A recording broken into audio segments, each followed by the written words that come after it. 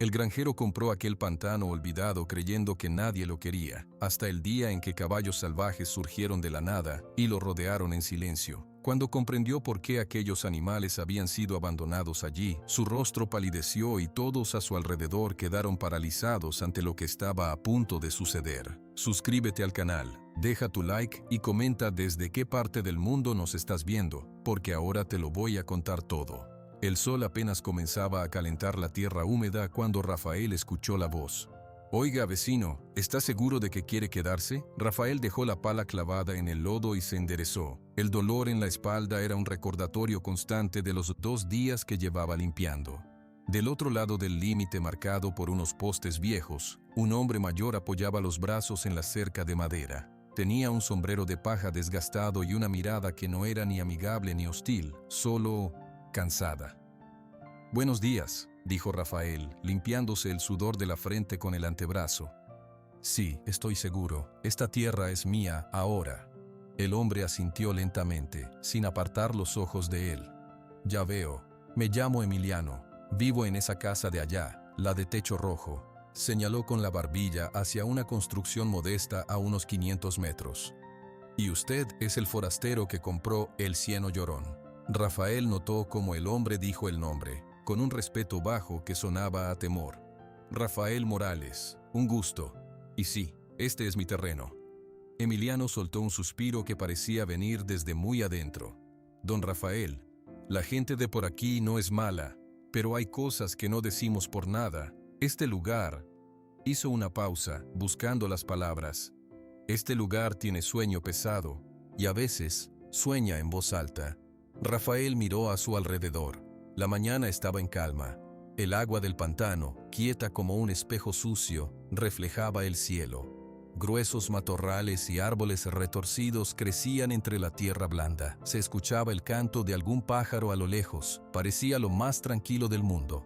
«Se ve pacífico», comentó Rafael. «Esa es la primera voz del cieno», murmuró Emiliano. «La voz que calma, la que hace que uno baje la guardia». Dio un golpecito con los dedos en el poste de la cerca. «Usted parece hombre trabajador. No quiero meterme. Solo le doy el consejo que le daría a un primo. No se adentre cuando cae la tarde. Y si escucha algo que no son los grillos o los sapos, meta la cabeza en la casa y cierre la puerta». «¿Escuchar qué?», preguntó Rafael, sinceramente intrigado. Emiliano solo movió la cabeza, como si la pregunta tuviera demasiadas respuestas. «Cosas, ruidos, pisadas donde no debe haberlas. El cieno llora, por eso le dicen así, pero no son lágrimas de agua». Finalmente sus ojos se encontraron con los de Rafael. «Usted no es de por aquí, ¿verdad?» «De Oaxaca, pero llevo muchos años en la ciudad». «Ah», Emiliano asintió, como si eso lo explicara todo. «La ciudad hace fuerte la vista, pero debilita el oído. Aquí hay que escuchar con los pies en la tierra y con esto». Se golpeó el pecho suavemente. «El cieno no quiere dueño, don Rafael, solo quiere que lo dejen en paz». «Yo también quiero paz», respondió Rafael con suavidad. «No vine a pelear con la tierra, vine a cuidarla, a sembrar un poco de maíz, a poner unas gallinas, nada más». Los 2 hombres se miraron en silencio por un momento. El canto del pájaro lejano se detuvo. «Bueno», dijo Emiliano por fin, separándose de la cerca. «Ya le dije mi parte. El que avisa no es traidor. Que le vaya bien, vecino, y recuerde, puerta cerrada al anochecer». Emiliano se dio la vuelta y caminó lentamente por el sendero de tierra hacia su casa, su figura volviéndose más pequeña y difusa con la distancia. Rafael lo observó irse. No se sentía ofendido por las advertencias. En los pueblos siempre había historias, lugares con fama. Era normal. Él no creía en fantasmas ni en monstruos. Creía en la tierra dura, en el trabajo de las manos, en el cansancio honesto al final del día. Volvió a su tarea. Había elegido el punto más alto de su terreno, un pequeño montículo que se mantenía seco la mayor parte del año, para construir su cabaña. Por ahora solo era una plataforma de madera y un amasijo de láminas y postes que sería su refugio temporal. Su verdadera casa, de ladrillo y techo firme, sería el proyecto de los próximos meses. Todo a su tiempo. Con los ahorros de 15 años trabajando en construcción en la Ciudad de México, había comprado estas 2 hectáreas de pantano por un precio que en cualquier otro lado hubiera sido un robo. Aquí era una locura, según el agente que le vendió el terreno. «Nadie quiere el cieno llorón, amigo. Es tierra triste». Esa frase, tierra triste, fue lo que terminó de convencerlo. Él entendía la tristeza y creía que podía cambiarla con cuidado. Al mediodía, Rafael se sentó en los escalones de su futuro hogar a comer un par de tortillas con frijoles que había preparado esa mañana. Masticaba lentamente, observando su reino. El aire olía a agua estancada, a tierra mojada, a vida vegetal en descomposición y renacimiento. Era un olor fuerte, pero no desagradable. Era real. Hablando en voz baja, como si le contara un secreto a un viejo amigo, Rafael dirigió sus palabras al pantano. Ya verás, no te voy a lastimar. Vamos a limpiar un poco por aquí donde da el sol para el maizal. Te dejaré quieto en las partes más húmedas. A ti te gusta el agua, lo sé. Podemos vivir juntos, sin problemas. Una leve brisa movió las hojas de un sauce llorón que crecía torcido a la orilla del agua. Rafael sonrió. Tomó ese movimiento como una respuesta. Pasó la tarde despejando maleza con su machete. El trabajo era lento y pesado. Cada planta parecía tener raíces profundas y rebeldes. El lodo le succionaba las botas con cada paso. Pero Rafael no se impacientaba. Este era el ritmo de la tierra. No se podía apurar. Al caer la tarde, el cielo se tiñó de naranja y violeta. Los sonidos cambiaron. Los pájaros diurnos callaron. Y comenzó el coro de los insectos nocturnos. Una niebla baja, fina como un velo, empezó a levantarse de la superficie del agua, deslizándose entre los árboles. Rafael recordó las palabras de Emiliano. Puerta cerrada al anochecer. Recogió sus herramientas y las guardó bajo una lona en la plataforma de la cabaña. Entró en su refugio provisional, una habitación única con un catre, una mesa pequeña y una lámpara de gas. Encendió la lámpara y una luz amarillenta llenó el espacio, alejando la oscuridad que se compactaba fuera. Sentado en el catre, escuchó. El sonido era abrumador, millones de grillos raspando sus alas, el croar grave de los sapos, el zumbido ocasional de un insecto que chocaba contra la lámina de la pared, y debajo de todo eso, el silencio del pantano, un silencio ancho, profundo, que absorbía los ruidos pequeños y los hacía parecer insignificantes. Entonces, lo oyó. No era un sonido claro, no eran pisadas, como había dicho Emiliano, era más como un suspiro. Un largo, profundo suspiro que venía de todas partes y de ninguna a la vez, como si la tierra misma estuviera exhalando después de contener la respiración todo el día. Rafael se quedó quieto, conteniendo su propia respiración. El sonido no se repitió, solo estuvo el coro de la noche otra vez. Viento, se dijo a sí mismo en voz baja, solo el viento pasando entre los juncos. Pero no había habido viento. El aire estaba completamente quieto. Se acostó en el catre, mirando el tenue reflejo de la luz de la lámpara en el techo de lámina. No sentía miedo, sentía curiosidad y una punzada de esa soledad que lo había acompañado desde que llegó. No era la soledad triste de la ciudad, rodeado de gente desconocida. Era una soledad diferente, como ser el único invitado en una casa enorme y silenciosa. Mañana voy al pueblo, murmuró, cerrando los ojos. Necesito clavos y quizás conocer a más vecinos. El sueño lo venció rápido, vencido por el cansancio físico. Soñó con agua tranquila y con raíces blancas que se movían bajo la tierra como dedos buscando algo. Al día siguiente, Rafael se despertó con el amanecer. El pantano amanecía cubierto por una neblina blanca y baja que lo hacía parecer un lugar sin bordes, donde el agua y el cielo se confundían. Desayunó café negro y una tortilla con sal, y decidió que era un buen día para ir a Valle Escondido. El pueblo estaba a 3 kilómetros por un camino de terracería. Rafael fue caminando, disfrutando del sol de la mañana en la espalda.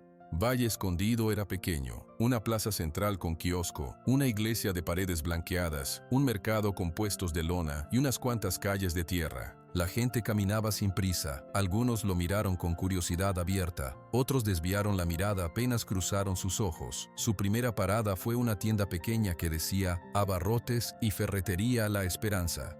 Un hombre con bigote y delantal atendía detrás del mostrador. «Buenos días», saludó Rafael. «Buenos días», respondió el tendero, midiéndolo de arriba abajo. «Usted es el nuevo del Cieno Llorón». La noticia viajaba rápido. «Así es, Rafael Morales. Necesito clavos de 3 pulgadas, unos 20, y un martillo nuevo. El mío ya está desbaratado». Mientras el tendero buscaba los clavos en un cajón, preguntó sin mirarlo. «¿Y cómo le va por allá? ¿Durmiendo bien?» Rafael dudó por un segundo. «Bien, es tranquilo». El tendero asintió colocando los clavos en una bolsa de papel. «Tranquilo, sí, hasta que no lo es». Finalmente lo miró. Mis precios son justos, don, no como el López de la otra esquina. Pero le doy un consejo de regalo por ser cliente nuevo. No se confíe del agua del pozo que encuentre por ahí, hiérvala siempre. Y si ve a los caballos, déjelos pasar. Rafael parpadeó. ¿Caballos? El tendero anotó el precio en un papel. Animales flacos, medio salvajes, andan por la zona a veces, no se acerque, no son de nadie, y tienen mala idea. Pagué y tomó su bolsa. Gracias por el consejo. Salió a la calle. El sol ya calentaba más. En la plaza, unos niños jugaban a perseguirse alrededor del kiosco.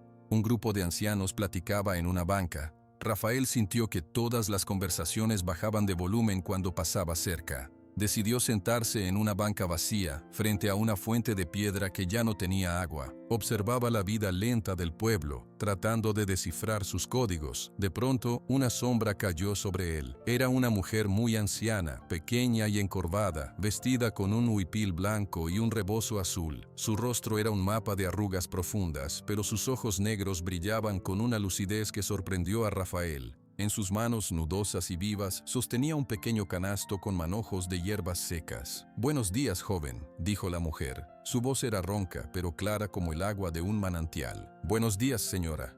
La anciana lo estudió sin disimulo. «Usted huele a cieno nuevo y a sueño intranquilo». Rafael no supo qué responder, solo inclinó la cabeza. «Yo soy Rosario», dijo ella. «Pero me dicen Chayito. Vendo estas hierbas para el susto, para el insomnio, para el mal de amor». Hizo una pausa. «Para lo que usted trae, no tengo nada en el canasto». «Yo no traigo nada, doña Rosario. Solo vine por clavos». La anciana emitió un sonido que estaba entre una risa y un suspiro. «Todos traen algo, pero usted trae el cieno pegado a los talones. El cieno llorón lo eligió, y ahora usted cree que lo eligió a él». Sus dedos, sin dejar de sostener el canasto, acariciaron un manojo de toronjil. «El pantano no es malo. Está enfermo. Tiene una fiebre muy vieja, y la fiebre sueña, y a veces sus sueños salen a caminar». Las palabras de la anciana resonaron con lo que había sentido anoche, el suspiro de la tierra. «¿Sueños?», preguntó Rafael, bajando la voz. Doña Rosario asintió lentamente, como los de una persona con calentura. Imágenes tristes, recuerdos que duelen. El cieno los repite, una y otra vez. Miró hacia la dirección de donde Rafael había venido, como si pudiera ver a través de las casas. «Usted es un hombre callado, se le nota. Los callados son los que mejor escuchan, y el pantano tiene mucho que contar, pero la historia duele». Volvió a mirarlo. «Tenga cuidado con lo que escucha, hijo. A veces, escuchar una historia te hace parte de ella». Antes de que Rafael pudiera preguntar más, doña Rosario asintió con la cabeza a modo de despedida y se alejó con pasos pequeños pero firmes, perdiéndose entre los puestos del mercado.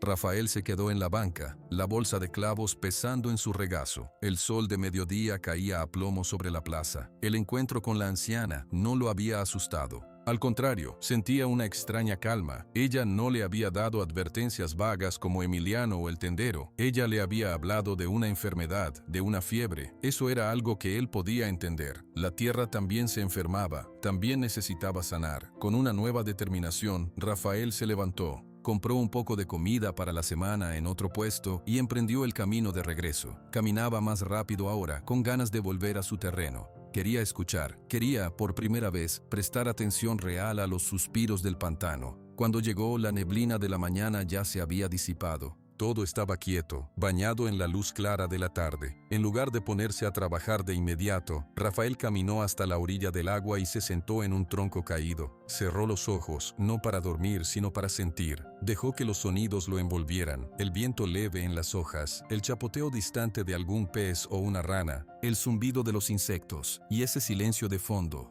enorme. No escuchó el suspiro otra vez, pero sí sintió algo, una leve vibración en el tronco, como si algo muy pesado se hubiera movido bajo la tierra, muy lejos.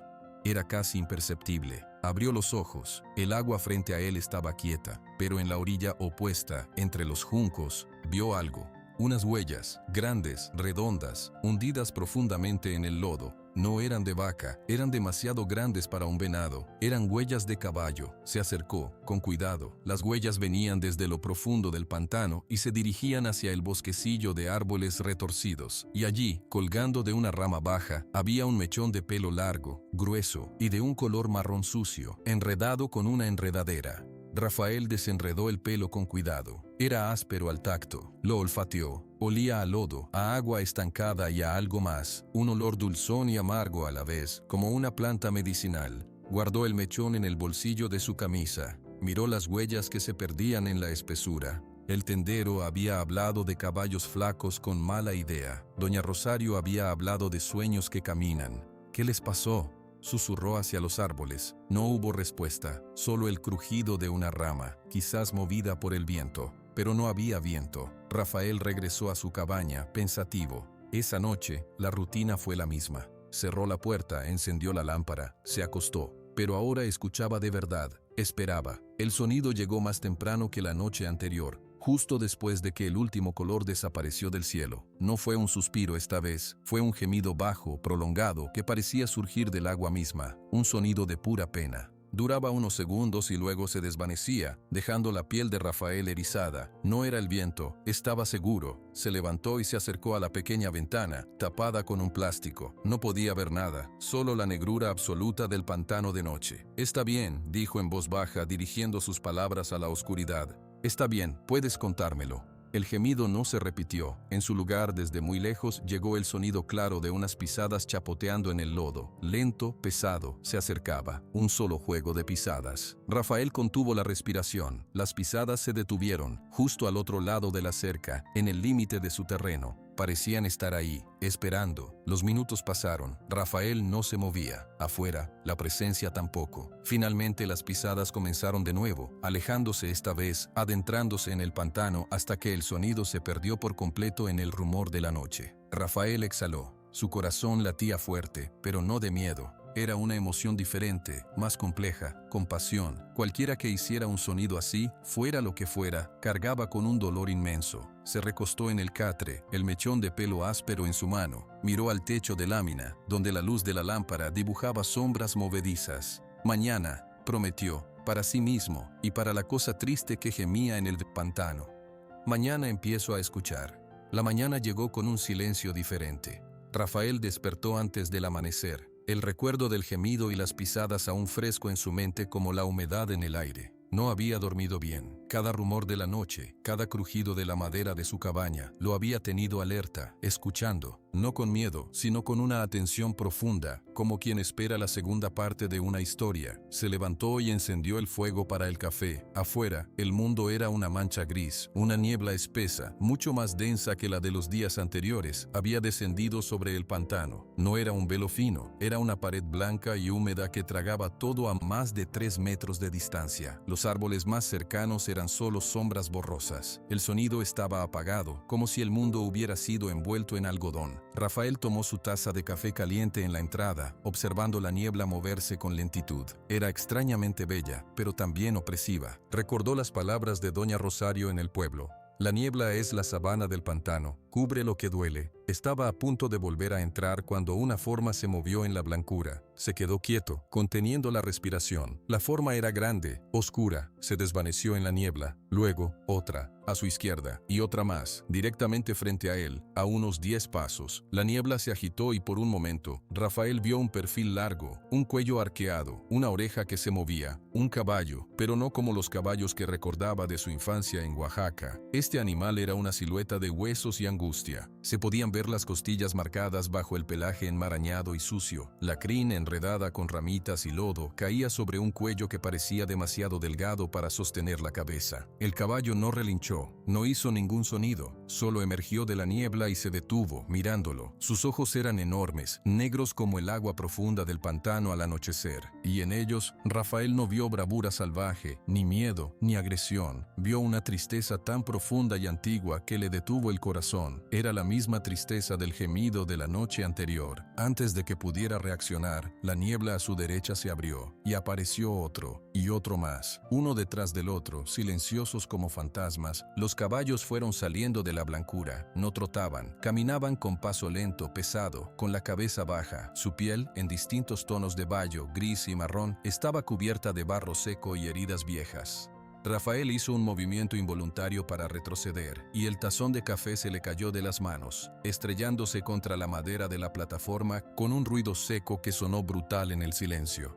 Los caballos no se inmutaron, ni uno solo se asustó. Ni uno solo alzó la cabeza. Ahora había más de 20, tal vez 30. Habían formado un círculo amplio y perfecto alrededor de la cabaña, alrededor de él. Lo tenían completamente rodeado. El aire olía a pelo mojado, a tierra húmeda y a ese olor dulzón y amargo que había percibido en el mechón de crin. El miedo llegó entonces, un miedo frío que le subió desde el estómago. Estaba solo, en medio de la nada, rodeado por una manada de animales salvajes y enfermos. Cualquier persona con sentido común habría sentido pánico. Rafael intentó hablar, pero su voz no salió. Tragó saliva.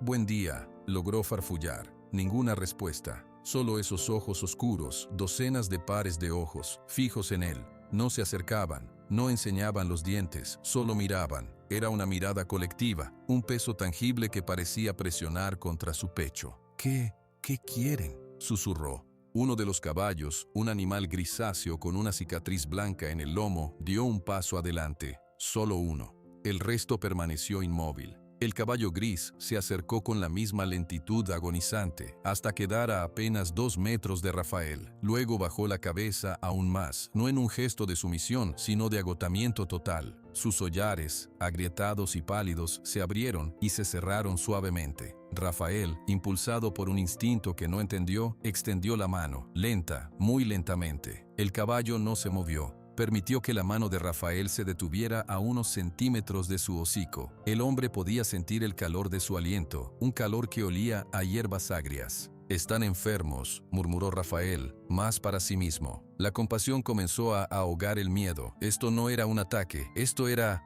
una visita desesperada. Dejó caer la mano sin tocarlo. El caballo gris levantó entonces la cabeza y sus ojos se encontraron con los de Rafael. Y en ese instante, Rafael lo supo. Con una certeza que le cortó la respiración, lo supo. No lo rodeaban para hacerle daño, lo rodeaban porque tenían algo que decirle, y no tenían palabras. El caballo gris dio un paso atrás, reintegrándose al círculo. Por un largo minuto, el silencio fue absoluto, solo la respiración cansada de los animales y el latido acelerado del corazón de Rafael. Entonces, como si una señal silenciosa hubiera sido dada, los caballos comenzaron a moverse otra vez. Con la misma parsimonia con la que llegaron, dieron media vuelta. Uno a uno, se volvieron y se dirigieron hacia la niebla. Se fundieron en la blancura, primero las formas traseras, luego los cuerpos, hasta que solo quedaron las sombras borrosas, y luego, nada. El último en irse fue el caballo gris. Se detuvo un momento en el borde de la niebla, mirando hacia atrás, una última mirada cargada de esa pena infinita. Luego, desapareció. Rafael se quedó de pie, temblando. No de frío. La niebla empezó a disiparse tan rápido como había llegado, retirándose hacia las partes más profundas del pantano.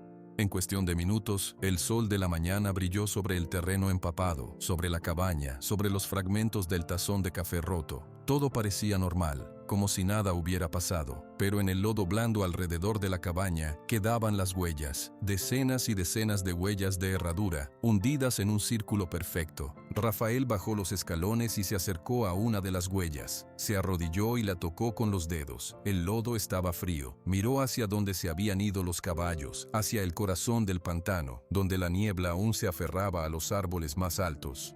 «Ok», dijo en voz alta, su voz sonando extraña en el aire ahora claro. «Ok, entendí».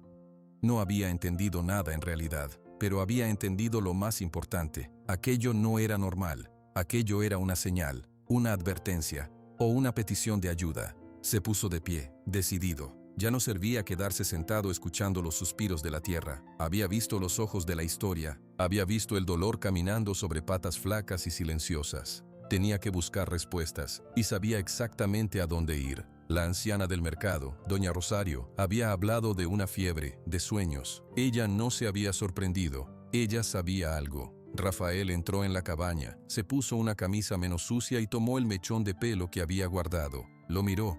Ahora ese pelo áspero tenía un significado, era una prueba.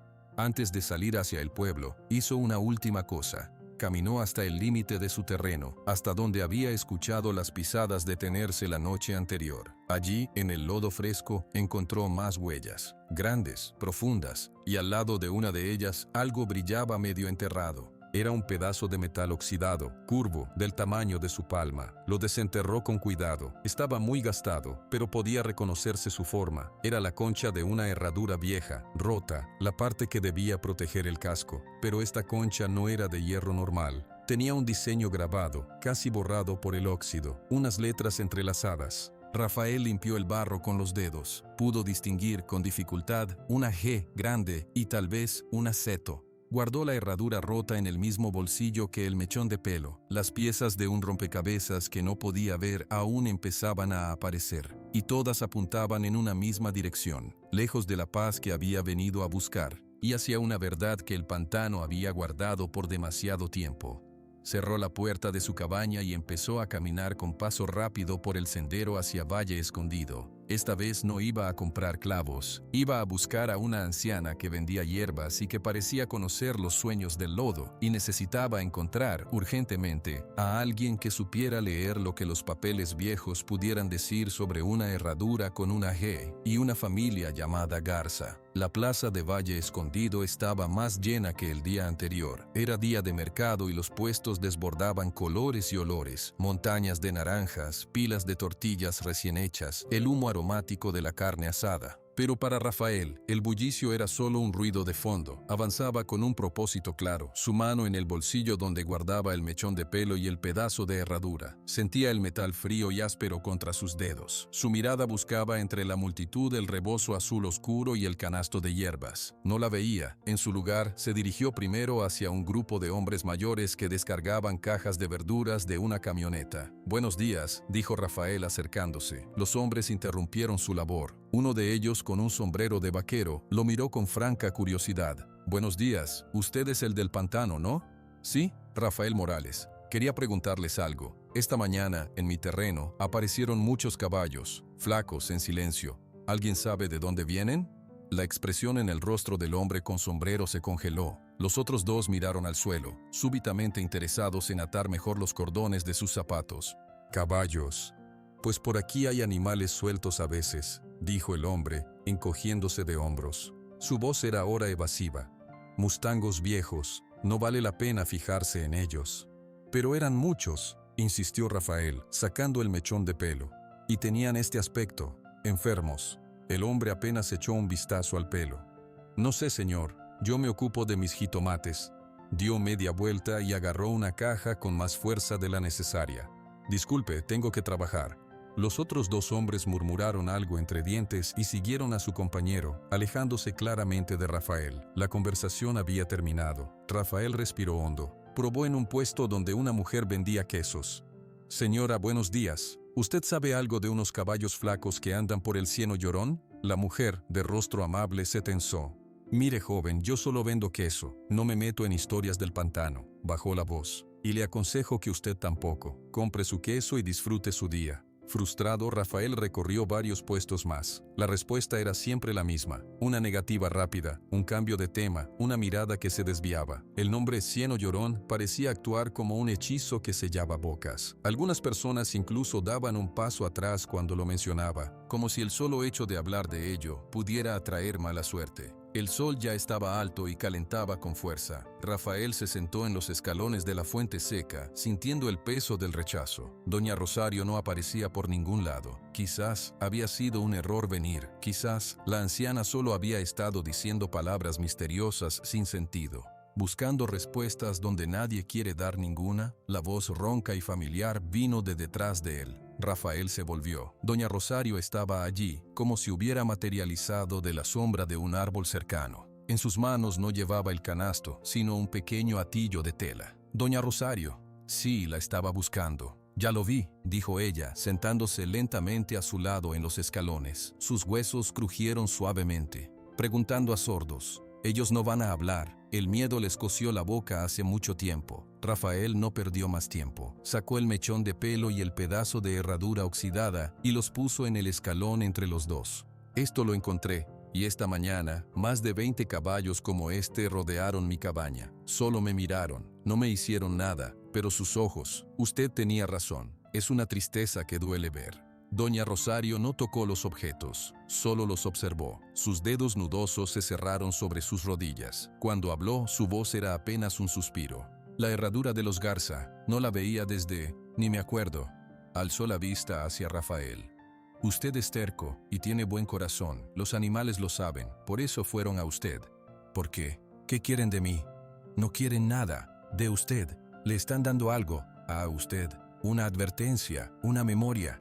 Doña Rosario hizo una pausa, mirando a la gente que pasaba. Nadie se acercaba a ellos. Era como si un círculo invisible los separara del resto del mercado. Ellos son los que no pudieron olvidar. Su cuerpo recuerda el veneno todos los días. Rafael sintió un escalofrío. ¿Veneno? La anciana asintió lentamente. Hace muchos años, 40 años, tal vez más. La gente grande de este pueblo, los que tenían canas cuando yo era joven, lo vieron. Pero enterraron la historia como se entierra a un muerto incómodo. Hablar de eso atraía mala suerte, decían. Mejor olvidar. ¿Y los caballos? ¿Los de don Aníbal Garza? Doña Rosario lo miró con sorpresa y luego con un atisbo de respeto. Así que ya escuchó el nombre. Bueno, eso acelera las cosas. Se inclinó un poco hacia él. Los archivos, los papeles viejos de la presidencia municipal. Allí duermen los detalles que mi memoria ya no guarda. Fechas, nombres. El tamaño de la mentira. Señaló con la barbilla hacia un edificio de una sola planta, pintado de blanco y amarillo, al otro lado de la plaza.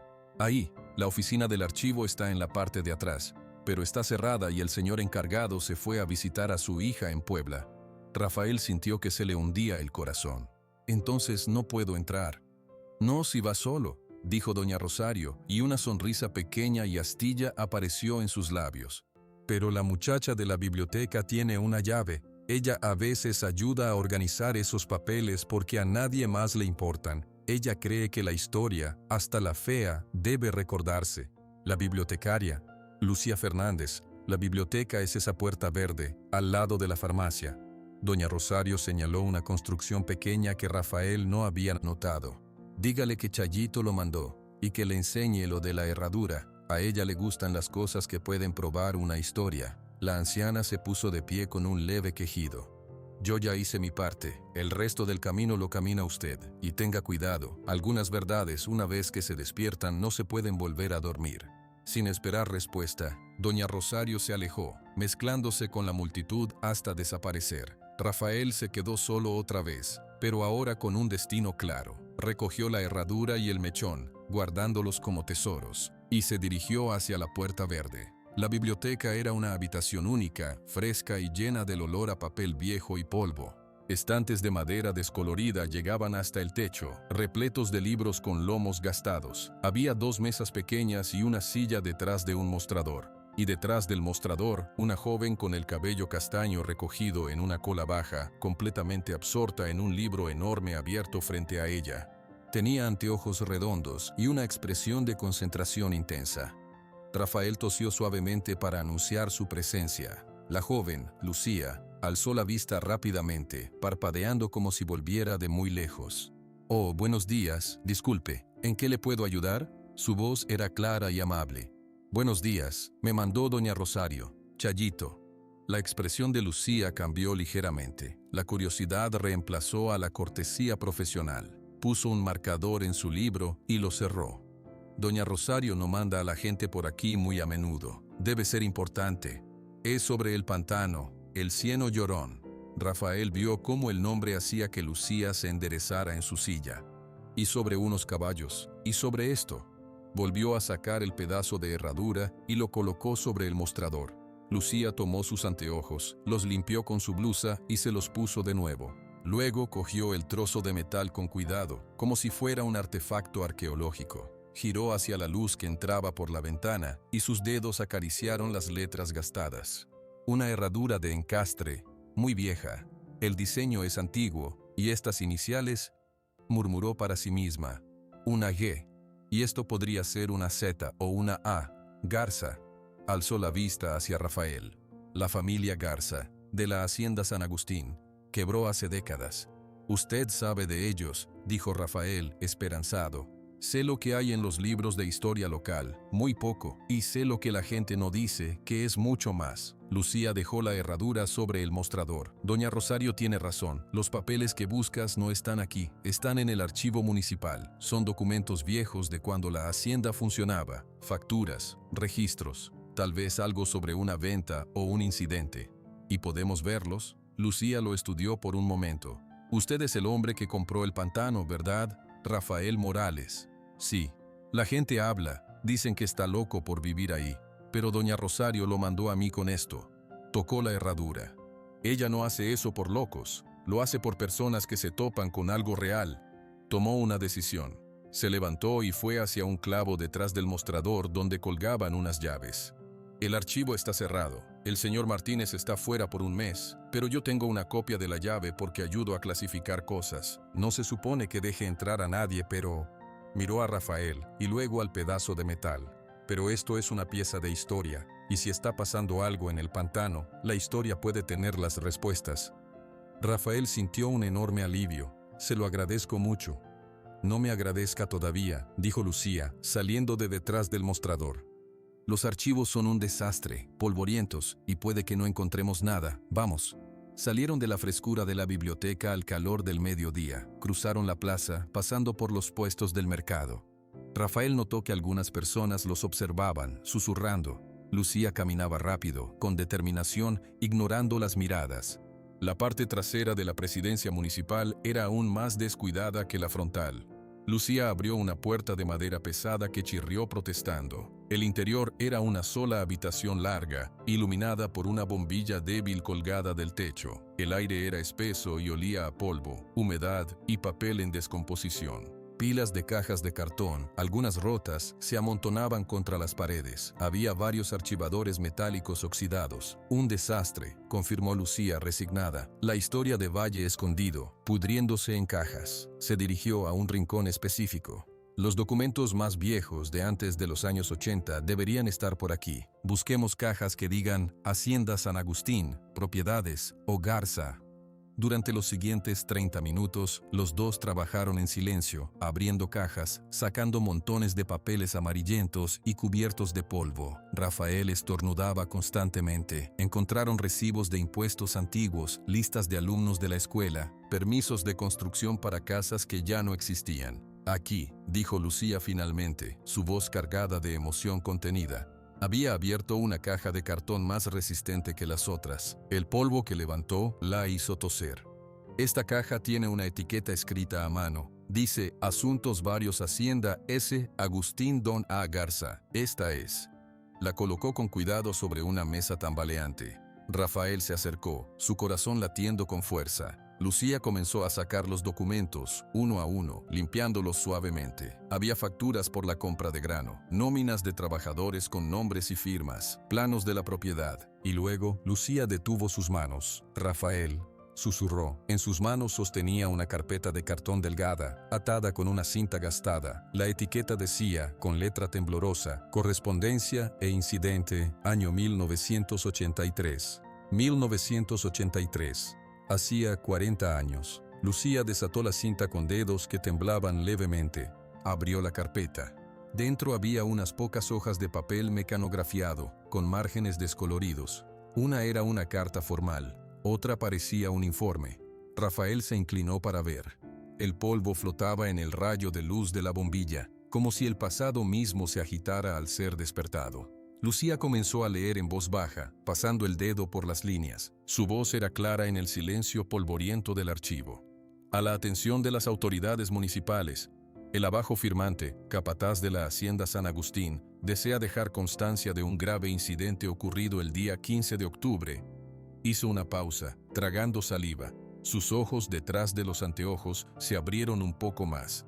Tras una discusión con el patrón, don Aníbal Garza, este último, en un estado de furia incontrolable, tomó recipientes con un producto químico de naturaleza desconocida y los vertió deliberadamente en el pozo principal y en los arroyos que alimentan el abrevadero del ganado equino. Rafael contuvo la respiración. El pozo, el agua. Lucía continuó leyendo, su voz ahora un hilo tenso. El resultado fue la muerte de más de 15 cabezas de ganado de alta calidad en las siguientes 48 horas. Otros animales mostraron comportamientos erráticos y deterioro físico severo. Don Aníbal Garza abandonó la propiedad al día siguiente, sin dar más explicaciones. Los animales sobrevivientes, en estado de agitación y enfermedad, huyeron hacia la zona pantanosa. Dejó el papel sobre la mesa. El silencio en la habitación era ahora absoluto, pesado como el lodo del cieno llorón.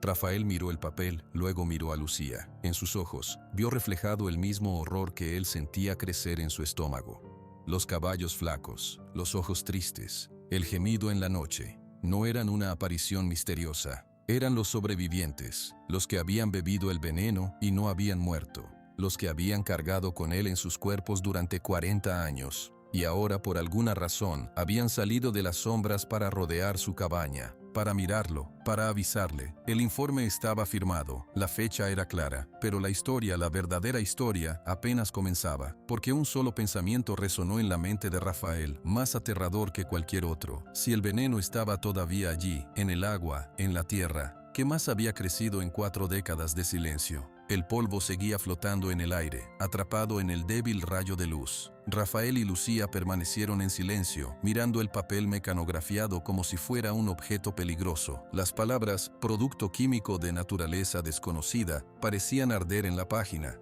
15 de octubre de 1983, leyó Lucía en voz alta otra vez, como para asegurarse de que era real. Hace 40 años. Alzó la vista hacia Rafael. Sus ojos, detrás de los lentes, reflejaban la misma incredulidad. Lo envenenó a propósito, enfurecido, envenenó el agua de sus propios animales. Rafael asintió lentamente. La imagen de los caballos flacos, sus costillas marcadas, sus ojos negros llenos de una pena que ahora entendía, lo invadió con una claridad dolorosa. Son ellos, los que sobrevivieron. Tienen que serlo, murmuró Lucía. Con manos que ahora temblaban menos por el nerviosismo y más por la indignación, sacó el siguiente documento de la carpeta. Era una hoja más pequeña, una nota escrita a mano con tinta azul descolorida. Es una lista, parece una lista de compras. Rafael se acercó. La letra era pulcra, angulosa. Recibido del señor Klaus Richter, 2 bidones de compuesto ZK9. Propósito: desinfección de conductos. Advertencia: no mezclar con agua de consumo. Alto poder residual. Pago en efectivo. Firma A. Garza. Klaus Richter, repitió Lucía, frunciendo el ceño. Ese nombre no es de por aquí, y este compuesto, ZK9, nunca he oído hablar de eso. ¿Desinfección de conductos?, preguntó Rafael señalando la nota. Eso suena falso. Si fuera para desinfectar, no pondría que no se mezcle con agua de consumo. Es una excusa, dijo Lucía con seguridad. Don Aníbal compró esto a escondidas, a alguien que no quería que se supiera. Un producto poderoso, con otro nombre. Pasó a la última hoja. Era una carta, la única escrita a mano con desesperación. La tinta estaba corrida en algunos lugares, como si hubiera caído agua sobre ella, o lágrimas. Para quien encuentre esto. Mi nombre es Eugenio Rojas. Fui capataz de la hacienda San Agustín hasta el día del horror. Don Aníbal era un hombre con rabia en el alma. Despreciaba todo lo que no le daba dinero o placer. Ese día yo le reclamé por azotar a un potrillo hasta dejarlo cojo. Se rió de mí. Dijo que un animal inútil era basura. Esa noche, él y otro hombre bajaron los bidones al pozo principal. Yo los vi desde mi cuarto. No pude detenerlo. Al día siguiente los caballos empezaron a caer. Unos murieron rápido. Otros se volvieron locos. Gritaban de una forma que no era de caballo. Se golpeaban contra los árboles. Los que no murieron en los primeros días se fueron debilitando, pero no morían. Solo miraban. Con unos ojos, Dios mío, con unos ojos que parecían humanos llenos de terror. Don Aníbal vio lo que hizo y tuvo miedo. No miedo por los animales, sino por sí mismo. Empacó y se fue antes de que amaneciera. Nos dejó a nosotros con los animales enfermos y una tierra envenenada. Yo liberé a los que quedaban vivos. Huyeron hacia el pantano. Espero que encuentren paz, porque en esta tierra ya no la hay. Yo me voy de aquí, no puedo más. Que Dios me perdone por no haber hecho nada. Eugenio Rojas. Cuando Lucía terminó de leer, su voz estaba quebrada. Una lágrima se deslizó por su mejilla y cayó sobre el vidrio de sus lentes. La dejó allí. Rafael no dijo nada. Las palabras del capataz, escritas hacía 4 décadas, resonaban en la pequeña habitación como un eco tardío. Unos ojos que parecían humanos, llenos de terror. Esa era la tristeza que él había visto. No era solo dolor animal, era el entendimiento, el recuerdo del veneno, la traición. Ellos lo saben, dijo Rafael finalmente, su voz ronca. Ellos recuerdan todo, el sabor del agua envenenada, el hombre que se los hizo beber. Por eso están así. Y fueron hacia el pantano, agregó Lucía, limpiándose la cara con el dorso de la mano. Se refugiaron en el lugar que su patrón envenenó. Es cruel, pero es lo único que conocen. Rafael tomó la carta de Eugenio Rojas. La letra temblorosa le hablaba de un miedo que había durado 40 años. Y ahora salen, se me acercan. ¿Por qué a mí? ¿Por qué ahora? Lucía se quitó los lentes y los limpió con el borde de su blusa. Su mente, acostumbrada a resolver rompecabezas de libros, trabajaba a toda velocidad. El documento dice: alto poder residual. Eso significa que el veneno no desaparece, se queda en el agua, en la tierra. Si los caballos han estado bebiendo y comiendo de ese pantano por 40 años, el veneno sigue con ellos, es parte de ellos. Rafael sintió un escalofrío. ¿Y qué hace un veneno que no mata pero no se va, en un lugar durante 40 años? Los dos se miraron. La misma idea, terrible y lógica, surgió entre ellos. Cambia, dijo Lucía casi en un suspiro. Tiene que cambiar, reacciona con cosas, con los minerales de la tierra, con las plantas, con el agua estancada. Señaló los papeles. Don Aníbal compró esto a un tal Klaus Richter, un nombre alemán, hace 40 años. Después de la guerra, circulaban muchos químicos raros, experimentales, cosas que la gente no entendía del todo. Rafael recordó algo. Doña Rosario dijo que el pantano tenía una fiebre vieja, que sus sueños salen a caminar. Cogió el pedazo de herradura. Ella sabía de los Garza, pero no nos contó esto. Tal vez no sabía los detalles, o tal vez sabe más de lo que dijo. Lucía comenzó a guardar los documentos con sumo cuidado en la carpeta. Tenemos que hablar con ella. Estos papeles son la prueba de lo que pasó, pero lo que está pasando ahora, eso solo alguien que ha vivido aquí 90 años puede intuirlo. ¿Le creerá la gente?, preguntó Rafael pensando en el alcalde, en los vecinos que bajaban la mirada. Lucía puso la carpeta bajo su brazo, con determinación.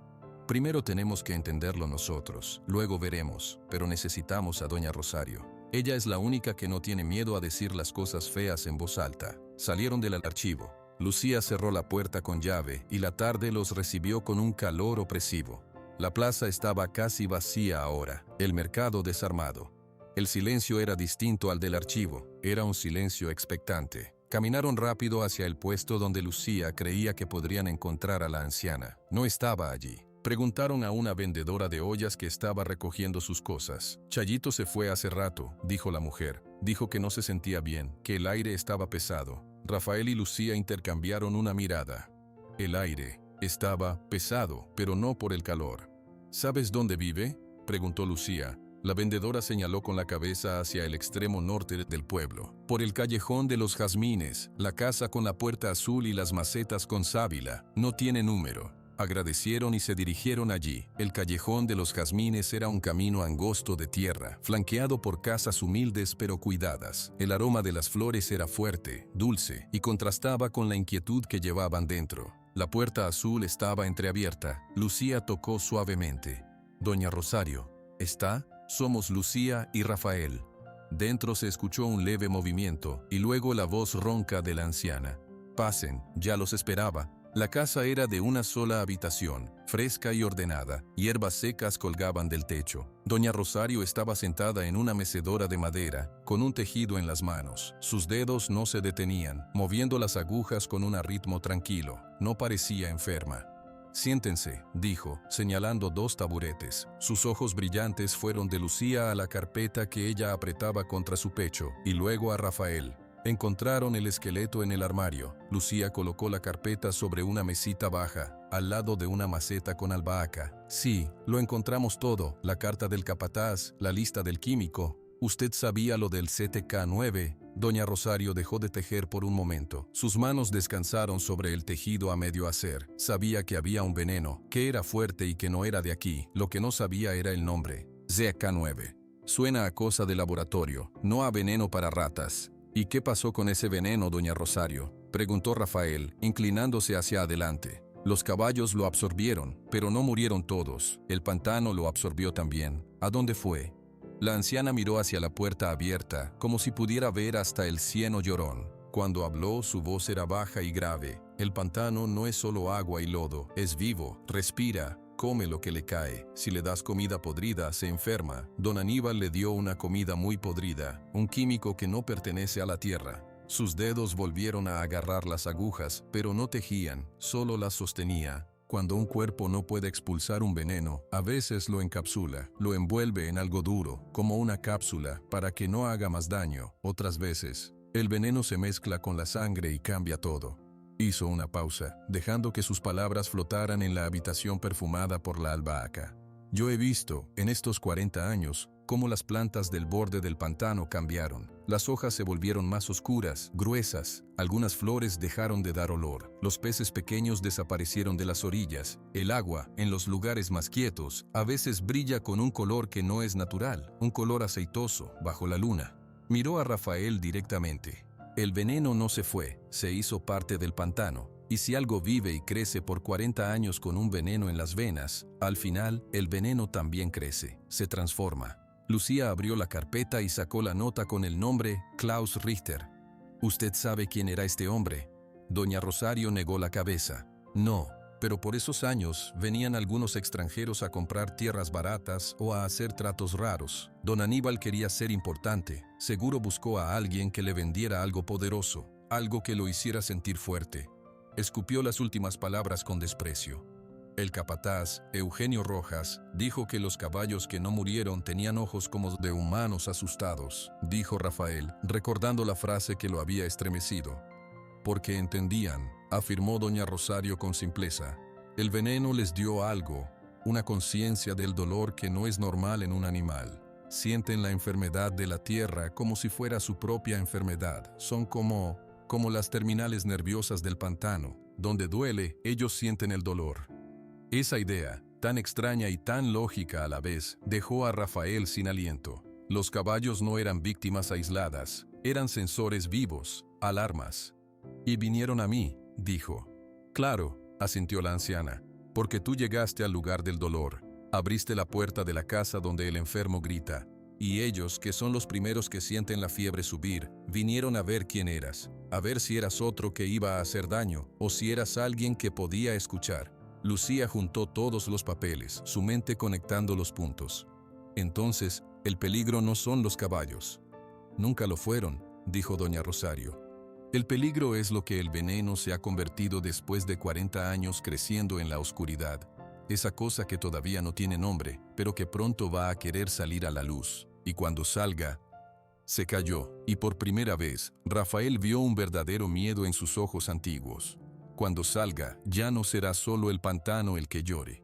El miedo en los ojos de doña Rosario era una cosa rara y fría. No era el miedo rápido de un susto, sino el miedo lento y pesado de quien ha visto venir una tormenta durante años y sabe que ya no puede evitar que toque tierra. Rafael rompió el silencio que se había hecho en la pequeña habitación. ¿Qué es lo que va a salir, doña Rosario? ¿Qué se ha convertido el veneno? La anciana dejó el tejido a un lado, se levantó de la mecedora con un quejido y caminó hacia un baúl de madera en un rincón. Lo abrió y sacó un frasco de vidrio opaco, lleno de una tierra negra y grumosa. Esto lo saqué hace 2 años de la orilla norte, donde el agua no corre, dijo, colocando el frasco en la mesita, al lado de los papeles de la carpeta. No es tierra, es otra cosa. Lucía se inclinó para observar. La sustancia era de un negro intenso, pero cuando la luz daba en cierto ángulo, parecía tener vetas de un color morado oscuro. Parece carbón, pero húmedo. Tóquenlo, con cuidado, indicó doña Rosario. Rafael destapó el frasco. Un olor inmediatamente invadió la habitación. No era el olor a tierra mojada, era un olor dulce y metálico, como fruta podrida mezclada con hierro. Le erizó los pelos de la nuca, metió 2 dedos y tomó un poco. La textura era extraña, gelatinosa pero con granos duros dentro, como si tuviera huesos minúsculos. ¿Qué es?, preguntó, frotando la sustancia entre sus dedos. Dejaba una mancha oscura que no se iba con solo restregar. Yo le llamo la raíz negra, dijo doña Rosario, sentándose de nuevo. Su voz había recuperado su tono bajo y factual. No es una planta, no es un animal, es como una costra, como una cicatriz que el pantano hizo alrededor del veneno, pero una cicatriz viva y que crece. Lucía tomó el frasco y lo examinó con su mirada de investigadora. ¿Creció? ¿Cómo? El químico de don Aníbal, SZK9, no se disolvió. Se fue al fondo, se pegó a las piedras, a las raíces de los árboles, al lodo más viejo. Con los años empezó a juntar cosas, minerales raros de la tierra, metales que el agua trae de la sierra, desperdicios de plantas muertas. Se fue alimentando, muy lento, sin que nadie lo viera. Formó una red, como las raíces de un árbol, pero al revés. En vez de buscar agua, la envenena. Rafael miró la sustancia negra en sus dedos. ¿Y los caballos? Los caballos beben el agua que pasa por esa red, comen las plantas que chupan el agua envenenada. La raíz negra no los mata, porque ellos ya tienen el veneno viejo en la sangre, pero les duele en los huesos, en los músculos. Sienten cómo la red crece y se expande bajo sus patas. Doña Rosario hizo una pausa, tomando aire. Ellos son los únicos que la sienten, porque son parte de ella, son la primera alarma, y ahora la alarma está sonando muy fuerte. ¿Por qué ahora?, insistió Lucía. Si lleva 40 años creciendo, ¿por qué los caballos salen justo cuando Rafael llega? Doña Rosario señaló a Rafael con un dedo nudosos. Porque él llegó y empezó a mover la tierra, a clavar postes, a limpiar. Puso sus manos en el lodo y su sudor en la tierra. La raíz negra sintió una vibración nueva, una perturbación. Algo cambió en el pantano, y cuando algo cambia en un cuerpo enfermo, a veces la fiebre sube de repente. Rafael recordó los primeros días, cavando, talando pequeñas ramas. Había perturbado el sueño del pantano, lo había despertado. «Usted dijo que va a salir a la luz», recordó Lucía. «¿Qué significa eso?». La anciana se inclinó hacia adelante, sus ojos oscuros y serios. «La red ya está muy grande, ya ocupa casi todo el subsuelo del Cieno Llorón, pero ha estado contenida bajo la presión del lodo y el agua, como un grano de infección bajo la piel. Pero un grano, cuando ya no puede contener la pus, revienta». Golpeó suavemente la mesa con un nudillo. La raíz negra está a punto de reventar, de brotar a la superficie, y cuando lo haga, no va a salir solo un poco de lodo negro. «¿Qué saldrá?», preguntó Rafael casi sin aliento. «Gases», dijo doña Rosario con crudeza. «Los papeles de ese Klaus Richter decían alto poder residual. Eso quiere decir que el químico sigue activo, sigue siendo tóxico. 40 años de pudrirse y mezclarse con otras cosas no lo hicieron inofensivo, lo hicieron diferente. Cuando la red se abra al aire, liberará esos gases. Serán como un vapor espeso, venenoso, más fuerte que cualquier humo de quema. El viento los llevará, envenenarán el aire que respiramos aquí en Valle Escondido. Caerán con la lluvia y envenenarán el río, los pozos, las milpas». Lucía palideció. «Es como una bomba química enterrada». «Es peor», corrigió la anciana. «Una bomba explota y ya. Esto sería como abrir un grifo de veneno que no se puede cerrar. El pantano entero se convertiría en una fábrica de aire malo. La gente se enfermaría, los animales morirían, las cosechas se pudrirían. Valle Escondido dejaría de existir». Un silencio espeso, más denso que la niebla del pantano, llenó la habitación. Rafael miraba la mancha negra en sus dedos. Ahora esa mancha representaba el fin de todo un pueblo. El fin del sueño por el que había trabajado 15 años. «Los caballos vinieron a avisarme», dijo finalmente, su voz cargada de una nueva comprensión. «No para asustarme, para que hiciera algo, porque ellos no pueden». «Sí», afirmó doña Rosario, «ellos te mostraron el dolor. Ahora tú tienes que ser las manos que busquen la cura». «¿Cura?», preguntó Lucía, esperanzada. «Hay una cura». Doña Rosario negó con la cabeza lentamente. «No una cura. No se puede deshacer lo hecho, pero tal vez una contención, un modo de frenar la erupción, de poner una tapa muy fuerte sobre ese grifo». «¿Cómo?», preguntó Rafael, limpiándose la mano en su pantalón. La mancha negra no desaparecía del todo. «Para eso necesitamos saber más», dijo Lucía, su mente ya trabajando. Agarró la nota con el nombre de Klaus Richter. «Este hombre le vendió el químico. Si supiéramos qué era exactamente, podríamos saber con qué estamos lidiando. Podríamos buscar un antídoto o algo que lo neutralice». «Ese hombre se fue hace 40 años», dijo Rafael. «Pero tal vez dejó rastro en otro lado», insistió Lucía. «En registros de aduanas, en papeles de otras haciendas, o tal vez hay alguien más en el pueblo que sabe, alguien que no ha hablado». Doña Rosario se quedó callada un momento, pensativa. «El viejo Tomás», dijo al fin. «¿Tomás el pescador?», preguntó Lucía. «Sí, él era muy joven entonces, pero su padre trabajó un tiempo en la hacienda de don Aníbal, antes del envenenamiento. No como peón fijo, pero iba a hacer arreglos. Era carpintero, tal vez escuchó cosas, y además, Hizo una pausa significativa. Además, su hijo, el pequeño Pablo, se enfermó hace unas semanas. Fiebre, tos seca. Los doctores no saben qué es. Tomás llevó al niño a pescar al río, cerca de la zona donde el río se junta con el agua del pantano, justo antes de que se enfermara. Rafael y Lucía intercambiaron una mirada. No era una coincidencia. Él tiene motivos para escuchar ahora, dijo Rafael. Y tiene un bote, agregó doña Rosario. Si de verdad quieren llegar al corazón del pantano, al lugar donde don Aníbal vertió el veneno, necesitarán un bote. Caminar por el cieno es una sentencia de muerte. El lodo te traga. El plan, vago y aterrador, empezaba a tomar forma en la habitación. Rafael sintió el peso de una responsabilidad que no había buscado, pero que ahora no podía ignorar. No se trataba solo de su tierra o su paz, se trataba de todo un pueblo. Tenemos que hablar con Tomás, dijo Rafael poniéndose de pie. Lucía asintió, guardando los documentos en la carpeta con un cuidado reverencial. Y tenemos que hacerlo rápido. Si doña Rosario tiene razón y la raíz está a punto de brotar, no tenemos mucho tiempo. Doña Rosario también se levantó, caminó hacia Rafael y puso una mano arrugada pero firme en su brazo. Cuidado con a quién más le cuentes esto, hijo. El miedo hace cosas raras a la gente. Algunos querrán negarlo, otros querrán aprovecharse, y otros pueden intentar detenerte. ¿Por qué alguien querría detenernos?, preguntó Lucía confundida. La anciana solo esbozó una sonrisa amarga. La codicia tiene muchos disfraces, y un pantano moribundo es muy barato. Vayan, hablen con Tomás. Él vive en la última casa del camino a la ribera, donde huelen a red vieja y a pescado. Rafael y Lucía salieron de la casa de doña Rosario. La tarde estaba cayendo, tiñendo el cielo de tonos naranja y rosa. Un cielo demasiado bello para la fealdad que se cocinaba bajo la tierra. Mientras caminaban hacia las afueras del pueblo, en dirección al río, Lucía habló en voz baja. ¿Crees que podemos hacerlo? ¿Contener eso? Rafael miró sus manos. La mancha de la raíz negra seguía ahí, un recordatorio oscuro y pegajoso. Respiró hondo, llenando sus pulmones con el aire que aún era puro. No lo sé, respondió con honestidad, pero los caballos me pidieron ayuda, no con palabras, pero me la pidieron, y no puedo decirles que no.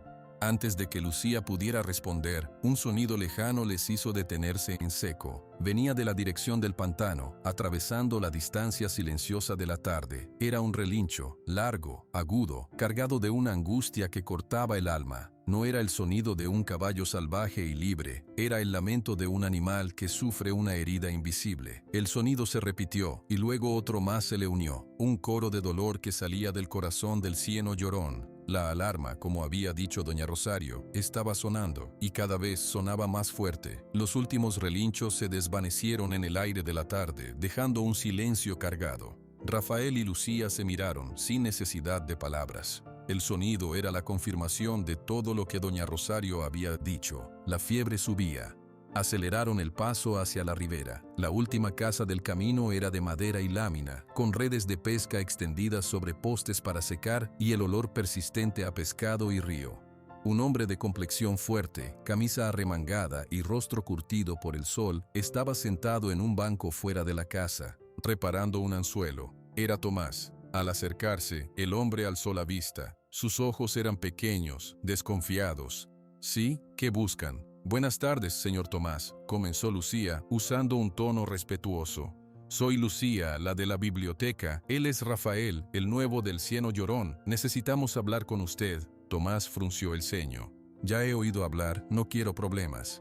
No venimos a darle problemas, dijo Rafael adelantándose un paso. Su voz era calmada pero firme. Venimos porque sabemos que su hijo Pablo está enfermo, y creemos que sabemos por qué. Eso hizo que Tomás bajara el anzuelo. Su desconfianza se mezcló con una punzada de preocupación paternal. Los doctores dicen que es una gripe rara, nada más. ¿Se enfermó después de ir a pescar cerca de donde el río se junta con el pantano?, preguntó Lucía. Tomás se puso lentamente de pie. Su cuerpo era ancho, imponente.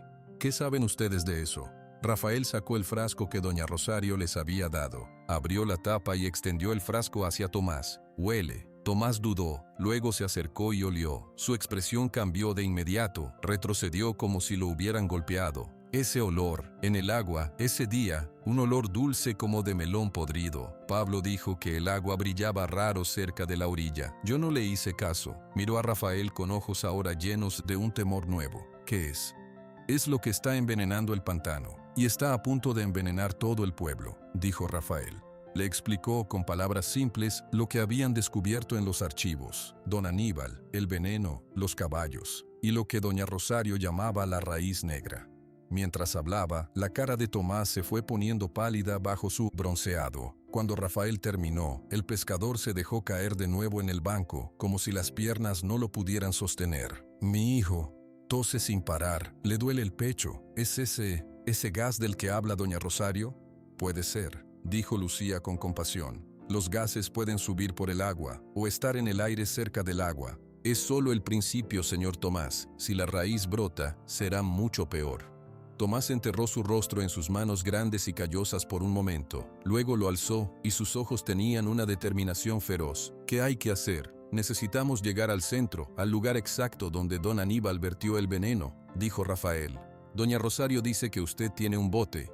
Tengo una lancha, pequeña, pero sirve. Pero el corazón del pantano es un lugar maldito. La niebla te hace perder el sentido, el lodo traga, y los caballos no nos harán daño, aseguró Rafael. Ellos quieren que lo paremos. Tomás asintió lentamente. Bueno, no puedo quedarme sentado mientras mi hijo respira veneno. Yo los ayudo, pero no podemos hacerlo solos. La gente tiene que saber, tiene que creer. Esa misma noche, Rafael, Lucía y Tomás fueron a casa de doña Rosario. Los cuatro formaron un concilio de emergencia en la pequeña habitación. La anciana escuchó el plan. Hay que reunir al pueblo, dijo Tomás, mañana en la plaza, decirles todo. El alcalde Mendoza no lo va a permitir, advirtió Lucía. Él siempre dice que todo está bien, que no hay que alarmar a la gente. Tenemos las pruebas, insistió Rafael señalando la carpeta y el frasco. Y tenemos a Tomás. Su hijo es una prueba viviente. Doña Rosario tejía en su mecedora, pensativa. Mendoza es un hombre con los ojos puestos en el bolsillo, no en el pueblo. Se va a reír. Va a decir que son inventos, pero tienen que intentarlo. El pueblo tiene derecho a saber en qué peligro está. Hizo una pausa. Yo hablaré. La gente todavía le teme un poco a mis palabras. A la edad, a veces la confunden con sabiduría. Así se decidió. Al día siguiente, un domingo por la mañana, cuando las familias salían de misa, Lucía se paró en los escalones de la iglesia. Su voz, clara y educada, se elevó sobre el murmullo. Vecinos, por favor, atención. Tenemos información muy importante, urgente. Se los suplicamos, reúnanse en la plaza. La curiosidad pudo más que la indiferencia. Poco a poco, la gente fue congregándose alrededor del kiosco. Vieron a Rafael, al pescador Tomás y a doña Rosario de pie juntos, con caras serias.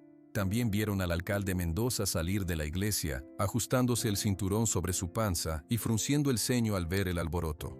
Cuando un grupo respetable de personas se hubo reunido, Rafael dio un paso al frente. Sus manos sudaban, pero su voz no tembló. Habló alto para que todos lo oyeran. Vecinos, mi nombre es Rafael Morales. Compré el terreno del Cieno Llorón. No vine a causar problemas, vine buscando paz. Pero el pantano tiene un secreto muy peligroso para todos nosotros. Empezó desde el principio. Los caballos flacos que lo rodearon en silencio. Su búsqueda de respuestas, la ayuda de Lucía. Encontró los papeles en el archivo y los sostuvo en alto. Estos documentos dicen que hace 40 años, don Aníbal Garza envenenó el agua del pantano a propósito. Usó un químico fuerte y extraño. Mató a muchos de sus caballos. Los que no murieron se fueron al pantano. Esos caballos flacos que algunos han visto son los mismos. Han estado allí, enfermos, todo este tiempo. Un murmullo recorrió la plaza. Algunas personas mayores bajaron la vista, confirmando con su silencio que la historia era cierta. Lucía tomó la palabra. El químico no desapareció. Con los años, se mezcló con el pantano. Cambió. Se convirtió en algo que doña Rosario llama la raíz negra. Levantó el frasco de vidrio. Esto es, crece bajo la tierra y está a punto de salir a la superficie. Cuando salga, va a liberar gases tóxicos, gases que envenenarán el aire que respiramos y el agua que bebemos. El murmullo se hizo más fuerte, teñido de ansiedad. Fue entonces cuando Tomás se adelantó. Su presencia era sólida, respetada. Mi hijo Pablo está enfermo. Se enfermó después de pescar donde el río junta agua del pantano. Tose, tiene fiebre, le duele todo. Los docteros no saben qué es. Su voz se quebró por un instante. Yo creo que es el pantano. El pantano nos está advirtiendo. Un silencio pesado cayó sobre la plaza. La gente miraba a Tomás, a su dolor de padre, y el peligro dejó de ser una idea abstracta. Tenía la cara de un niño tosiendo en su cama. Doña Rosario se movió entonces, con pasos lentos, se colocó al centro. No necesitó alzar la voz. Cuando habló, todos callaron para escuchar. Yo he vivido 90 años en este valle. He visto la tierra sana y la tierra enferma. El cieno llorón lleva 40 años con fiebre. Y ahora la fiebre está tan alta que va a reventar. No es un cuento de viejas. Es la verdad. Si no hacemos algo, Valle Escondido se va a convertir en un pueblo fantasma o en un cementerio. El terror, real y palpable, empezó a esparcirse entre la multitud. La gente se miraba, buscando en los rostros de los demás confirmación o negación. Fue entonces cuando el alcalde Mendoza empujó su camino hasta el frente. Su rostro estaba rojo, no de miedo, sino de irritación. «Basta ya de tonterías», gritó, señalando a Rafael con un dedo acusador. «Miren a este hombre, un forastero que llega y en una semana ya tiene historias de monstruos y venenos. ¿Y ustedes le creen?». La multitud se dividió. Algunos asintieron, dudando. «Son papeles viejos», continuó Mendoza, despectivo. «Y un frasco de lodo. Quieren asustarnos. ¿Para qué? ¿Para que este hombre se haga famoso? ¿O para que podamos vender los caballos salvajes por buen dinero y él quiera quedarse con la ganancia?». Rafael sintió una ira caliente subir por su pecho. «Yo no quiero dinero. Quiero salvar este lugar». «¿Salvar?», se rió el alcalde, una risa falsa y estridente. «Lo que quieres es hundir el pueblo en el pánico. Yo sé de tu tipo. Gente que viene de la ciudad a sembrar miedo. Bien, pues yo tengo noticias». Se dirigió a la gente. «Estoy en tratos con unos empresarios serios, gente que quiere invertir aquí, que quiere comprar terrenos baldíos como el pantano, para proyectos de desarrollo, para darles trabajos. Eso es progreso, no cuentos de raíces negras y gases». Lucía reaccionó primero. «Comprar el pantano, cuando la gente tenga miedo y quiera vender barato. Ese es el trato, señor alcalde». Mendoza la fulminó con la mirada. «Cállate, niña. Tú siempre con tus libros inventando dramas. Esto es asunto de adultos». Doña Rosario habló entonces, su voz cortando como un cuchillo frío. «El único adulto aquí que no ve el peligro es usted, Mendoza. Usted solo ve la moneda y va a vender a su gente por unas cuantas». El alcalde enrojeció aún más. «Esto es una reunión ilegal, alarmismo, se dispersen todos y ustedes cuatro», dijo clavando los ojos en Rafael, Lucía, Tomás y Doña Rosario. «Dejen de esparcir mentiras, o habrá consecuencias». Con eso, dio media vuelta y se marchó, dejando a un pueblo confundido y atemorizado. Muchos lo siguieron con la mirada, otros empezaron a dispersarse, murmurando entre sí, divididos entre el miedo al pantano y el miedo a la autoridad del alcalde. Un pequeño grupo se quedó. Eran pocos. Una mujer cuyo pozo había empezado a oler raro la semana pasada. Un joven cuya abuela había vivido en la hacienda de joven y asentía en silencio. Un par de amigos de Tomás, pescadores que habían notado que los peces cerca del pantano tenían un sabor extraño. Eran menos de 10 personas, pero estaban allí. Rafael los miró, sintiendo una mezcla de decepción y determinación. No eran muchos, pero eran los que creían. Tomás puso una mano pesada en su hombro. «No son muchos, pero son suficientes para empezar». Lucía recogió sus papeles. Su expresión era de frustración, pero no de derrota. «Ahora sabemos quién está de nuestro lado y quién está en contra». Doña Rosario asintió, mirando a las pocas caras valientes que se habían quedado. «El miedo es un enemigo más fácil de vencer que la codicia. La codicia no escucha razones. Pero nosotros tenemos razón, y tenemos que actuar con o sin el permiso del alcalde». La plaza estaba casi vacía ahora. El sol del mediodía brillaba sobre el kiosco vacío. El primer intento de alertar al pueblo había sido, en parte, un fracaso, pero había sembrado una semilla y había revelado los verdaderos colores del alcalde Mendoza. Rafael miró hacia el camino que llevaba al cieno llorón. Los caballos estaban allí, sufriendo, esperando, y ahora un niño tosía en su cama, víctima de una guerra que había comenzado 4 décadas atrás. No había vuelta atrás, solo quedaba avanzar. Con un grupo pequeño, con un bote viejo y con la verdad incómoda como su única arma, la casa de Doña Rosario se convirtió en su cuartel general. Los 4 estaban sentados alrededor de la mesa baja: Rafael, Lucía, Tomás y la anciana. El frasco con la raíz negra estaba en el centro, como un recordatorio ominoso de por qué estaban allí. «No podemos esperar más», dijo Tomás, rompiendo el silencio. Su voz era áspera por la preocupación. «Mi Pablo tose sangre ahora. Esa cosa lo está matando». Lucía asintió, extendiendo sobre la mesa un mapa dibujado a mano que había encontrado entre los papeles del archivo. Era un plano de la hacienda San Agustín, mostrando los límites de la propiedad, la casa grande y con una X el pozo principal. Según la carta del capataz, aquí es donde don Aníbal vertió los bidones. El pozo principal debe de estar aquí. Su dedo señaló un punto cerca del borde noreste del pantano, en lo que habría sido el límite de la hacienda. Rafael estudió el mapa. Eso está dentro del pantano ahora. La hacienda se vino abajo, el bosque y el cieno lo tomaron. Sí, dijo doña Rosario. Ella tenía varias hierbas secas y frescas extendidas frente a ella, y estaba moliéndolas en un mortero de piedra. El olor a menta silvestre y a algo más amargo llenaba la habitación. Para llegar allí necesitan ir por agua. El lodo de esa zona es profundo y hambriento. Pisarlo es hundirse. Yo llevo mi lancha, dijo Tomás. Es pequeña, para 2 personas cómodas, 3 apretadas. Pero es ligera, podemos navegar por los canales si los encontramos. El problema no es llegar, murmuró doña Rosario sin dejar de moler. El problema es qué hacer cuando estén allí. La raíz negra no es una serpiente a la que se le corta la cabeza, es una red, como una telaraña gigante bajo el agua y el lodo. No se puede destruir. Entonces, ¿qué hacemos?, preguntó Rafael, sintiendo un atisbo de desesperación. Doña Rosario dejó el mortero. Con movimientos lentos pero seguros comenzó a mezclar el polvo de hierbas con una pasta gris hecha de arcilla blanca que había sacado de una bolsa. Se contiene, como se contiene una infección con un ungüento. Esta mezcla que hago no es magia. Son plantas que crecen en los bordes del pantano, plantas que aprendieron a vivir con el veneno. Tienen propiedades que absorben, que neutralizan. La arcilla blanca de la colina del sur sella. Miró a cada uno de ellos. Si podemos poner esta pasta directamente sobre el punto donde la raíz quiere brotar, sobre el corazón de la infección, podríamos crear una costra dura que selle la salida de los gases. Le daría tiempo a la tierra. ¿Tiempo para qué?, preguntó Lucía. Para que el pantano, con los años, pueda envolver el veneno en algo aún más profundo, o para que nosotros encontremos una solución mejor. Pero primero, hay que parar la erupción. Tomás se frotó la barbilla. Bueno, entonces el plan es simple en teoría. Yo los llevo en la lancha hasta lo más cerca que podamos del lugar del pozo viejo. Cargamos la mezcla, la ponemos donde haga falta, regresamos. Nada en el cieno llorón es simple, advirtió doña Rosario. La niebla es mala, no solo es agua, a veces trae confusión, mareos, pequeñas alucinaciones, hace que pierdas el sentido de la dirección. Por eso la gente que se adentra no siempre sale.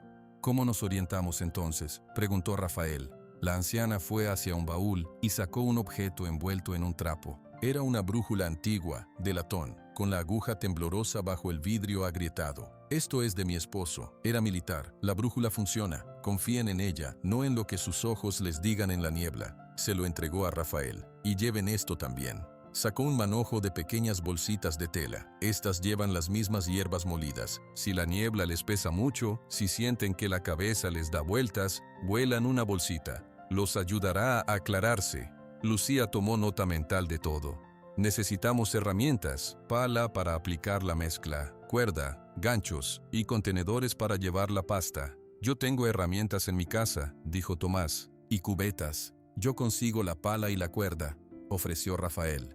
Y necesitamos algo para protegernos la boca y la nariz, por si los gases ya están saliendo. Doña Rosario asintió. Paños mojados con agua limpia y vinagre. Ayudan a filtrar. No es perfecto, pero es algo. Los 4 pasaron la siguiente hora armando una lista y dividiendo tareas. El plan se sentía frágil, como una canasta de juncos tratando de contener una roca, pero era lo único que tenían. Al caer la noche, Rafael y Lucía salieron juntos de la casa de doña Rosario. Tomás se había ido antes a preparar su lancha y a ver a su hijo. ¿Crees que funcionará?, preguntó Lucía en voz baja mientras caminaban por el callejón oscuro. Rafael sostenía la brújula en su mano. El metal estaba frío. No lo sé, pero es lo que hay que hacer. Mañana al amanecer, tenemos que mover todo al escondite que dijo Tomás, cerca de la orilla, antes de que salga el sol. ¿Crees que el alcalde intentará algo?, Rafael se detuvo. Doña Rosario dijo que la codicia tiene muchos disfraces. Él quiere ese terreno barato. Nosotros somos un obstáculo. Sí, creo que intentará algo. Por eso tenemos que ser rápidos. Se separaron en la plaza, prometiendo reunirse antes del amanecer. Rafael caminó de regreso a su cabaña en la oscuridad. Esta vez, no escuchó gemidos ni pisadas. El pantano estaba inquietantemente quieto, como si contuviera la respiración. Al entrar, no encendió la lámpara de inmediato. Se quedó en la puerta, mirando hacia la mancha negra del pantano bajo el cielo estrellado. Una forma se movió en la oscuridad, al límite de su terreno. Era grande, silueteada contra el cielo menos oscuro. Uno de los caballos. No se acercó, solo estaba allí, quieto, mirando hacia la cabaña. Luego, lentamente, bajó la cabeza y dio media vuelta, desvaneciéndose entre los árboles. Rafael sintió que ese gesto era una confirmación, una aprobación silenciosa, o tal vez una última súplica. A la mañana siguiente, mucho antes de que el sol asomara, Rafael ya estaba en movimiento. Había empacado una pala, una cuerda larga y resistente, y varios paños limpios en una mochila. También llevaba agua y un poco de comida. Caminó en la penumbra azul del preamanecer hasta el punto de encuentro que Tomás les había indicado, una pequeña cala oculta por juncos gigantes a 500 metros de su terreno, donde el pescador guardaba su lancha bajo una lona. Tomás ya estaba allí, cargando 2 cubetas limpias y una caja de herramientas en la embarcación. La lancha era vieja, de madera con remos, pero se veía sólida. Poco después, Lucía llegó con una bolsa llena de las bolsitas de hierbas y varios paños más. Su rostro mostraba la fatiga de una noche sin dormir bien, pero sus ojos estaban alerta. «Falta doña Rosario», dijo Tomás, consultando un reloj de bolsillo. No tuvieron que esperar mucho. La anciana apareció por el sendero, cargando con esfuerzo una olla de barro grande, tapada con un trapo. Rafael corrió a ayudarla. «La mezcla», dijo doña Rosario, jadeando levemente. «La preparé toda la noche. Es pesada». La olla era grande y estaba llena de una pasta espesa de color gris verdoso. Olía intensamente a tierra húmeda y a las hierbas amargas. Con cuidado la colocaron en el centro de la lancha, asegurándola con la cuerda para que no se volcara. Doña Rosario miró a los 3, uno por uno.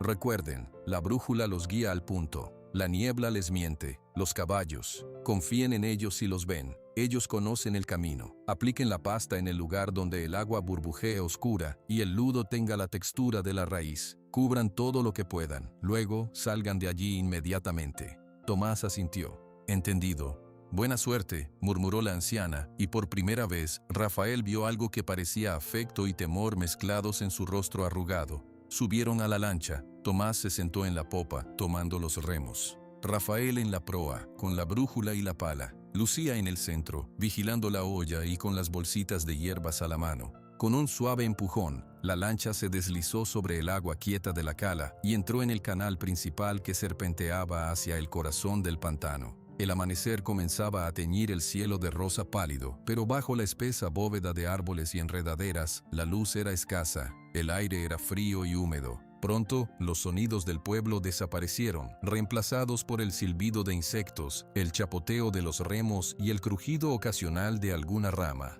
Después de 20 minutos de remar, la primera niebla apareció. No era la pared blanca del día que Rafael había visto, sino una neblina baja y perezosa que se arrastraba sobre la superficie del agua. Como humo, Tomás redujo la velocidad. «Aquí empieza lo difícil, los canales se dividen». Rafael consultó la brújula. La aguja temblaba pero apuntaba con firmeza al noreste, como humo. Tomás redujo la velocidad. «Aquí empieza lo difícil, los canales se dividen». Rafael consultó la brújula. La aguja temblaba, pero apuntaba con firmeza al noreste. «Por allí», dijo, señalando hacia la derecha, donde un canal más angosto se adentraba bajo una cortina de lianas. Remaron hacia allí. La niebla se hizo más densa, envolviéndolos. El mundo se redujo al agua oscura a los lados de la lancha, a la figura de Tomás apenas visible atrás y a la brújula en las manos de Rafael. De repente, Lucía tocó su brazo. «Mira». A la izquierda, en la orilla, una figura se recortaba en la niebla. Era un caballo, el mismo gris con la cicatriz. Estaba parado, inmóvil, mirando el canal. Luego, sin prisa, comenzó a caminar paralelo a ellos, adentrándose en el pantano. «Él nos guía», dijo Rafael con certeza. «Tomás, síguelo». Tomás no discutió, ajustó el rumbo, siguiendo la silueta fantasmal que aparecía y desaparecía entre los árboles. El caballo nunca los miró directamente. Solo caminaba, indicando el camino seguro entre el laberinto de agua y lodo traicionero. La niebla era ahora tan espesa que Lucía encendió una pequeña lámpara de mano. La luz era débil, pero les permitía ver las raíces retorcidas que salían del agua como dedos negros. El olor también cambió. El olor dulzón y metálico de la raíz negra se hizo más fuerte. La bolsita a Lucía y luego a Tomás. «Gracias», gruñó Tomás, respirando hondo. «El aire aquí apesta a enfermedad». El caballo guía se detuvo frente a una pared de vegetación impenetrable. Dio media vuelta y los miró por primera vez. Sus ojos oscuros se encontraron con los de Rafael. Luego, con un movimiento lento de la cabeza, señaló hacia la pared de plantas. «Ahí», dijo Rafael, «tenemos que pasar por ahí».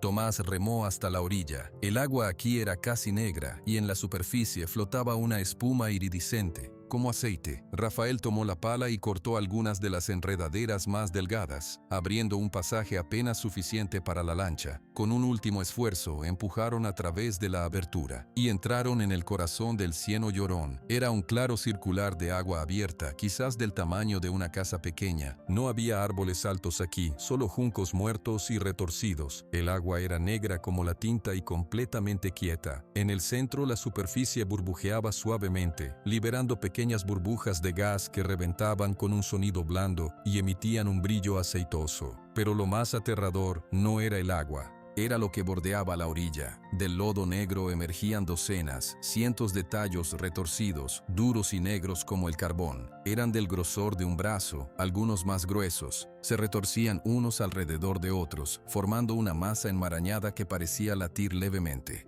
Era la raíz negra, expuesta, respirando, y en el extremo más lejano del claro, medio hundido en el lodo, se veían los restos de piedra musgosa de lo que una vez fue el brocal de un pozo. Habían llegado. El corazón del pantano era un silencio distinto. No había insectos, ni pájaros, ni el leve crujir de la vida. Solo el blando, repugnante sonido de las burbujas de gas rompiendo en la superficie del agua negra. El olor dulzón y metálico era tan fuerte que les ardía la nariz y la garganta. Rafael, Lucía y Tomás permanecieron inmóviles en la lancha, contemplando el horror que tenían frente a ellos. Los tallos negros de la raíz no parecían inertes, parecían contraerse levemente, como un músculo enfermo, y de sus poros resumaba un líquido aceitoso del mismo color morado oscuro. «Dios mío», susurró Lucía, tapándose la boca y la nariz con un paño que había mojado en vinagre. Tomás tragó saliva con dificultad. «El pozo está justo ahí, en medio de esa telaraña». Rafael siguió la mirada de Tomás. Los restos de piedra del brocal estaban parcialmente cubiertos por los tallos negros, que lo abrazaban como las raíces de un árbol estrangulador. Ese era el epicentro, el lugar donde don Aníbal había vertido el veneno que había iniciado todo. «No podemos acercarnos más con la lancha», dijo Tomás, señalando hacia el agua alrededor del pozo. «El agua es demasiado poco profunda y el lodo se ve movedizo». Tenía razón. Entre la lancha y el pozo había unos 10 metros de agua oscura y lodo expuesto, una superficie negra y brillante de donde surgían los tallos más gruesos. «Tenemos que aplicar la pasta ahí», dijo Rafael, señalando la base del pozo, donde la raíz está más concentrada. Lucía abrió la olla de barro. La pasta gris verdosa parecía inocente comparada con la maldad negra que enfrentaban. «¿Cómo lo hacemos?» Rafael tomó una decisión. «Yo voy, ustedes dos me guían la cuerda. Si el lodo es demasiado blando, me jalan de vuelta». Tomás negó con la cabeza. «Es muy arriesgado. Esa cosa no es normal». «No tenemos opción», dijo Rafael con firmeza. Empezó a atarse un extremo de la cuerda alrededor de la cintura. Tomás, con expresión preocupada, tomó el otro extremo y lo sujetó con fuerza, anclándose en la lancha. Lucía preparó la pala y una cubeta llena de la pasta. Con movimientos lentos, Rafael bajó de la lancha. El agua le llegó primero a los tobillos, luego a las rodillas. Estaba fría, de un frío que calaba los huesos. El lodo bajo sus pies era esponjoso y succionaba sus botas con cada paso. Avanzó con extrema cautela, probando el terreno antes de poner su peso completo. A cada paso, los tallos negros más cercanos parecían estremecerse. No era su imaginación. Una fina neblina, de un tinte ligeramente violáceo, empezó a elevarse del agua alrededor de sus piernas. Los gases, se tapó la boca y la nariz con su paño húmedo. Sus ojos le escocían. Siguió avanzando, metro a metro, sintiendo la cuerda tensa a su espalda, su conexión vital con la lancha. Llegó al borde del área donde los tallos eran más densos. Estaba a 3 metros del pozo. Desde aquí podía ver cómo los tallos surgían de una gran protuberancia en el lodo, una especie de nudo negro y pulsante del tamaño de un barril. Era el corazón de la raíz. Extendió la pala y tocó uno de los tallos. La textura era repulsiva, como cuero húmedo y duro a la vez. El tallo reaccionó retrayéndose levemente, como una planta carnívora. ¡Aquí!, gritó hacia la lancha, su voz apagada por el paño. «Pásenme la pasta». Lucía, con manos que temblaban, ató la cubeta llena de la mezcla de doña Rosario a un cabo de la cuerda, y Tomás la deslizó hacia Rafael. Él la recibió y, con la pala, empezó a sacar grandes porciones de la pasta gris. Con cuidado, comenzó a untarla sobre los tallos más cercanos, sobre el nudo negro pulsante. Al contacto con la pasta, la raíz reaccionó. Un siseo bajo, como de grasa en una sartén caliente, salió de la superficie. El tallo donde había aplicado la mezcla parecía oscurecerse aún más, y luego se cubría de una costra grisácea casi al instante. «¡Funciona!», exclamó Lucía desde la lancha, con un atisbo de esperanza en la voz. Rafael trabajó más rápido, aplicando capa tras capa sobre la raíz, tratando de cubrir la mayor superficie posible del nudo principal. El siseo se hizo constante, y el olor a hierbas de la pasta comenzó a mezclarse con el olor metálico, creando un aroma aún más nauseabundo. De repente, el lodo bajo sus pies se hundió. No fue un hundimiento lento, sino una repentina y traicionera succionada. Rafael se hundió hasta la cintura en un instante. «¡Rafael!», gritaron a la vez Tomás y Lucía. Tomás tiró de la cuerda con todas sus fuerzas. Rafael, atrapado en el lodo frío y espeso, sintió el pánico subir por su garganta. Forcejeó, tratando de nadar en una sustancia que no era agua. Sus manos se aferraron a unos tallos negros cercanos para impulsarse, y al tocarlos directamente, sin la protección de la pala, una descarga eléctrica de frío y dolor le recorrió el brazo. Fue como tocar la muerte misma. Con un último tirón monumental de Tomás y un impulso desesperado, Rafael logró salir del hoyo de lodo y cayó de bruces sobre un parche de terreno más firme, a un lado del nudo de la raíz. Jadeaba, cubierto de lodo negro hasta el pecho. «Está bien, estoy bien», tosió, aunque no lo estaba. Su brazo entumecido por el contacto directo ardía. «Tenemos que salir de aquí, ya», ordenó Tomás, tirando de la cuerda para que Rafael regresara. «No, falta», protestó Rafael mirando hacia el nudo. Había cubierto quizás la mitad. «No es suficiente. Mira el agua», gritó Lucía, con verdadero terror en la voz. Rafael miró. El agua negra alrededor de la lancha y alrededor de él estaba bullendo ahora. No eran burbujas pequeñas, eran burbujas grandes, violentas, que reventaban y liberaban nubes de ese vapor violáceo. La raíz, herida por la mezcla, parecía estar reaccionando, liberando más gases en su agonía. El aire se volvió irrespirable incluso con los paños. Rafael tosió, sus pulmones ardiendo. Sabía que Lucía tenía razón. Si se quedaban, los gases los vencerían. Con un último esfuerzo, tomó la cubeta y vació el resto de la pasta directamente sobre el centro del nudo negro. Luego, agarró la cuerda y se dejó arrastrar por Tomás, chapoteando de regreso a la lancha. Subió a bordo, cayendo en el fondo, tosiendo y escupiendo lodo negro. Tomás no perdió un segundo. Agarró los remos y comenzó a retroceder por el mismo pasaje angosto por el que habían entrado, alejándose del claro burbujeante y de los siniestros tallos negros. Nadie habló durante el regreso. El esfuerzo, el miedo y la exposición a los gases los habían dejado exhaustos. La niebla, ahora mezclada con el tenue vapor violáceo, parecía aún más espesa y traicionera. La brújula y las bolsitas de hierbas fueron su única guía para salir del laberinto. Cuando finalmente emergieron del canal principal y vieron la cala oculta y la orilla familiar, el sol de la mañana estaba alto en el cielo. Habían estado dentro por horas. Con las últimas fuerzas, arrastraron la lancha a la orilla y la cubrieron con la lona. Guardaron las herramientas sobrantes, la olla vacía y los restos de la mezcla en un escondite entre las rocas, planeando regresar al día siguiente con más pasta y terminar el trabajo.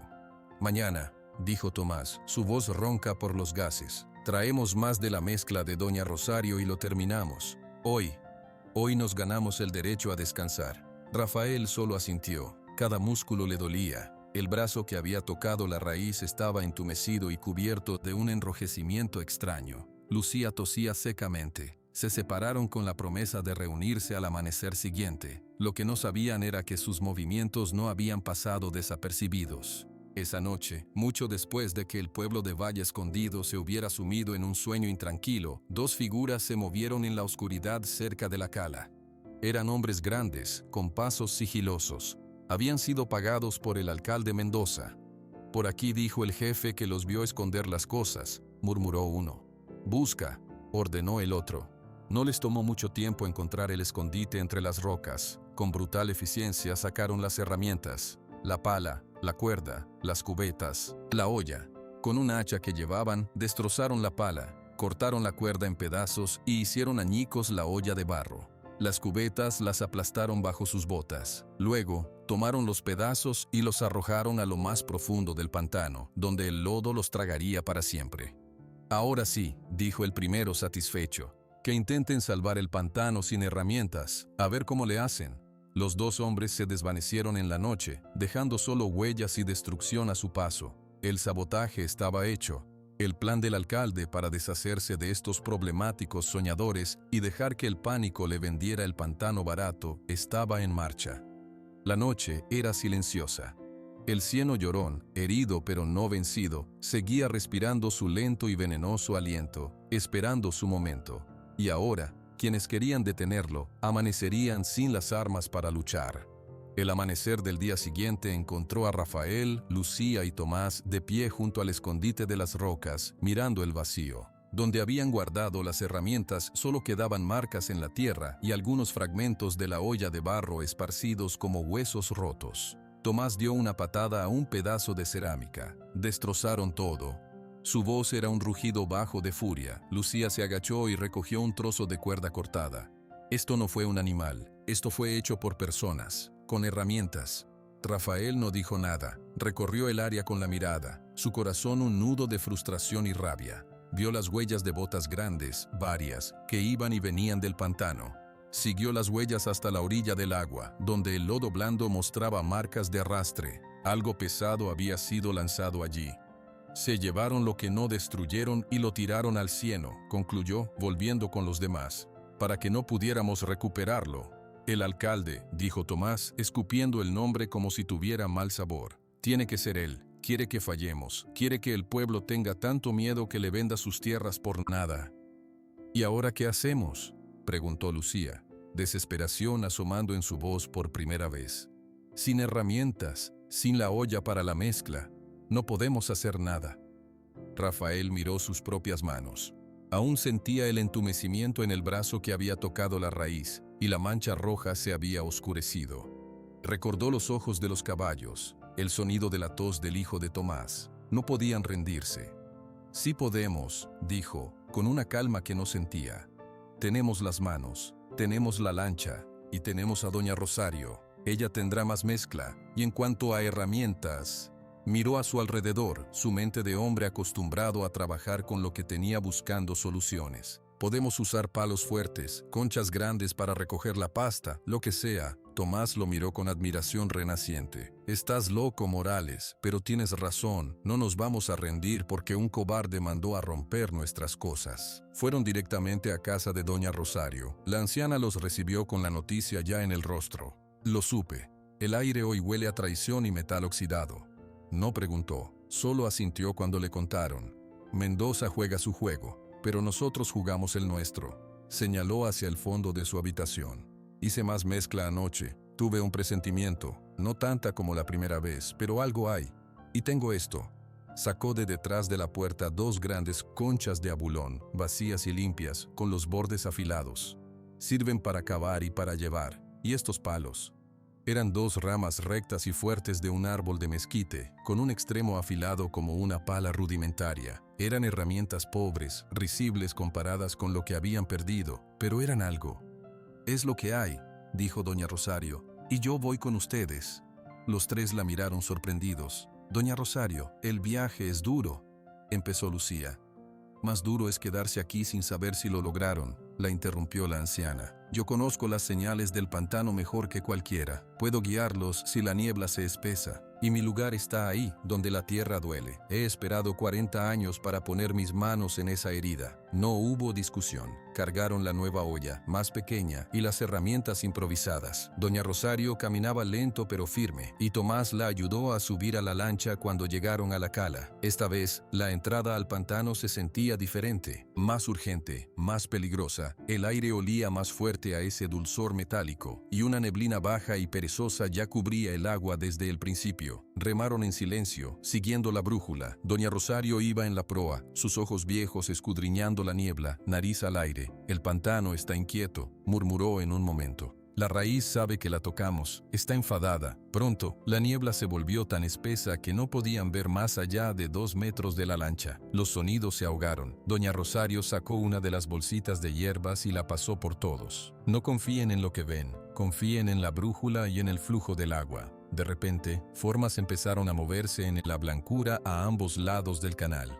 Eran siluetas grandes, quietas, no una, sino muchas. Los caballos habían regresado. Esta vez no se acercaron, se quedaron como guardianes fantasmas en los bordes de la niebla, marcando un camino invisible. Ellos nos escoltan, dijo Rafael. Nos muestran el camino seguro. Siguiendo la dirección indicada por los caballos y la brújula, llegaron al pasaje angosto. Esta vez tuvieron que cortar más enredaderas con los palos afilados. El trabajo era lento y agotador. Cuando finalmente emergieron en el claro circular del corazón del pantano, la escena que encontraron les hizo contener la respiración. El agua negra burbujeaba con más violencia que el día anterior. Los tallos de la raíz negra parecían haber crecido, retorciéndose más arriba del lodo, y del nudo central ahora surgía un grueso tallo principal, más oscuro que el resto, que latía con un ritmo lento y repulsivo. Pequeñas grietas se habían abierto en su superficie, y de ellas emanaba un vapor violáceo continuo, que se mezclaba con la niebla creando una bruma tóxica. «Está brotando», dijo doña Rosario, su voz grave. «Tienen razón, está a punto de abrirse».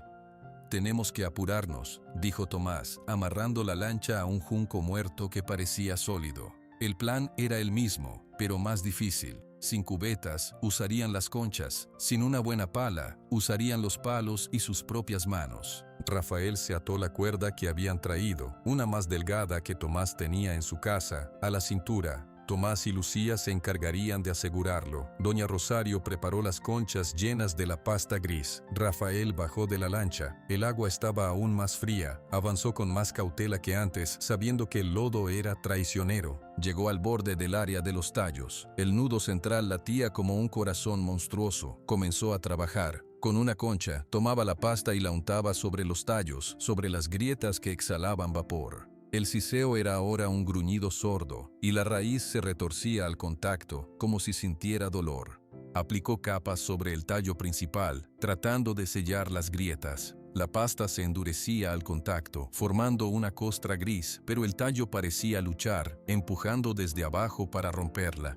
Era un trabajo de Sísifo. Por cada capa que aplicaba, el tallo parecía agrietarla levemente. Y el vapor violáceo, aunque disminuía donde la pasta hacía efecto, salía con más fuerza por otras partes. Lucía desde la lancha no podía quedarse quieta. «Yo voy a ayudar, llevo más pasta». «No, es peligroso», gritó Tomás, pero Lucía ya se estaba atando otra cuerda a la cintura y bajaba con una concha llena. Trabajaron juntos, Rafael en el lado izquierdo del nudo, Lucía en el derecho. Untaban, cubrían, sellaban. Sus manos se cubrieron de la pasta gris y del lodo negro. El vapor les hacía lagrimear los ojos y toser a pesar de los paños. Doña Rosario y Tomás, desde la lancha, les pasaban más y más mezcla, animándolos, alerta por si el lodo cedía.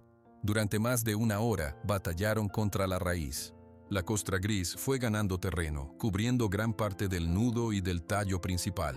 El vapor disminuyó notablemente. El siseo se convirtió en un leve chisporroteo. Parecía que estaban ganando. Rafael, exhausto, se apoyó en su palo para respirar. Lucía hizo lo mismo. Se miraron y en sus ojos había un atisbo de triunfo cansado. Fue entonces cuando el lodo bajo los pies de Lucía cedió con un sonido blando y húmedo. Ella gritó, hundiéndose de inmediato hasta la cadera. Rafael intentó agarrarla, pero estaba demasiado lejos. Tomás, desde la lancha, tiró de la cuerda con todas sus fuerzas, pero el lodo tenía una succión feroz. Doña Rosario gritó una advertencia. «¡El tallo! ¡Cuidado!». El tallo principal de la raíz, aprisionado por la costra, se retorció con una fuerza repentina y violenta. Una gran grieta se abrió en su costado, no sellado por completo, y de ella brotó un chorro de vapor violáceo, tan espeso que parecía líquido. El chorro iba directo hacia Lucía, que atrapada, no podía esquivarlo. En ese momento, una figura se abalanzó desde la orilla. Rafael, sin pensarlo, saltó hacia Lucía, empujándola hacia un lado y poniéndose él mismo en la trayectoria del vapor. El chorro de gas lo golpeó en el pecho y la cara. Rafael sintió un dolor agudo y quemante, como si le hubieran arrojado ácido. Gritó, cegado, perdiendo el equilibrio. Cayó de espaldas, hundiéndose también en el lodo traicionero junto a Lucía. El corazón del cieno llorón había contraatacado. El mundo se volvió fuego y oscuridad. Rafael gritó, un sonido ahogado por el lodo y el dolor ardiente en su rostro y pecho. El gas violáceo era como miles de agujas de hielo envenenadas clavándose en su piel. Cegado, forcejeó, hundiéndose más. Rafael, gritó Lucía a su lado. Ella también estaba atrapada, pero el grueso del chorro había golpeado a Rafael. Con una mano libre, buscó a tientas y encontró su brazo, aferrándose con fuerza. Desde la lancha, Tomás rugió de rabia e impotencia. Tiró de las dos cuerdas a la vez, pero el peso de dos personas y la succión del lodo era demasiado. Doña Rosario, con una calma desesperada, agarró una de las conchas llenas de la mezcla gris. Tomás, la cuerda de Lucía, jala solo de esa. Rafael, cúbrete la cara con el lodo. Rafael, a través del dolor, escuchó. Con su mano libre, se untó el lodo frío del pantano sobre la cara, cubriendo la piel quemada por el gas. El alivio fue mínimo, pero ayudó a poder abrir los ojos, que ardían como brasas. Tomás, comprendiendo, se concentró en la cuerda de Lucía. Con un tirón brutal, la logró sacar del hoyo de lodo. Ella chapoteó hacia la lancha, tosiendo y escupiendo. Rafael estaba solo, hundido hasta el pecho, frente al tallo principal que seguía exhalando su vapor mortal, aunque ahora con menos fuerza, cubierto en parte por la costra gris. «¡La mezcla!», jadeó doña Rosario, empujando la concha hacia Lucía. «En la grieta, directo». Lucía, sin pensarlo dos veces, agarró la concha. Con el último de sus fuerzas, chapoteó de regreso, no hacia Rafael, sino hacia el costado del tallo principal, hacia la grieta abierta. Ignorando el vapor que le quemaba los brazos, vació el contenido espeso y gris directamente en la abertura. El siseo fue ensordecedor. El tallo se retorció violentamente, como una serpiente herida de muerte. La grieta comenzó a cerrarse, ahogada por la pasta que se expandía y endurecía al contacto con el interior de la raíz. En ese momento de caos, una voz gritó desde el borde del claro. «¡Alto ahí! ¡Alto!». Era el alcalde Mendoza. Estaba de pie en un pequeño bote, con los dos hombres grandes que habían destruido las herramientas. Su rostro mostraba triunfo y luego confusión al ver la escena dantesca, el agua burbujeante, los tallos negros retorciéndose, sus rivales cubiertos de lodo y luchando. «¡Mendoza, ayuda!», rugió Tomás, sin dejar de tirar de la cuerda de Rafael. «¿No ves lo que está pasando?». El alcalde miró alrededor, y por primera vez, el horror real penetró su capa de codicia. Vio el tallo negro latiente, vio el gas violáceo, vio a Rafael, su rostro enrojecido y ampollado, luchando por no hundirse. Es verdad», murmuró uno de los hombres a su lado, el color desapareciendo de su cara. «Son tonterías», gritó Mendoza, pero su voz vaciló. En ese instante, la tierra bajo el agua tembló. Fue un leve estremecimiento, pero todos lo sintieron. Del tallo principal, ya casi cubierto por la costra gris, salió un último y débil chorro de gas, que se disipó rápidamente. El temblor hizo que el lodo alrededor de Rafael se moviera. Sintió que cedía un poco la succión. Con un grito que era pura determinación, se impulsó con sus piernas mientras Tomás, viendo la oportunidad, tiraba de la cuerda con una fuerza sobrehumana. Rafael salió del lodo con un sonido de succión repugnante y cayó hacia adelante, chapoteando en el agua menos profunda. Lucía lo agarró y entre los dos, ayudados por Tomás, lograron llegar a la lancha y subir. Jadeaban, heridos, cubiertos de la sustancia negra y gris. Rafael apenas podía ver. Su respiración era un silbido doloroso.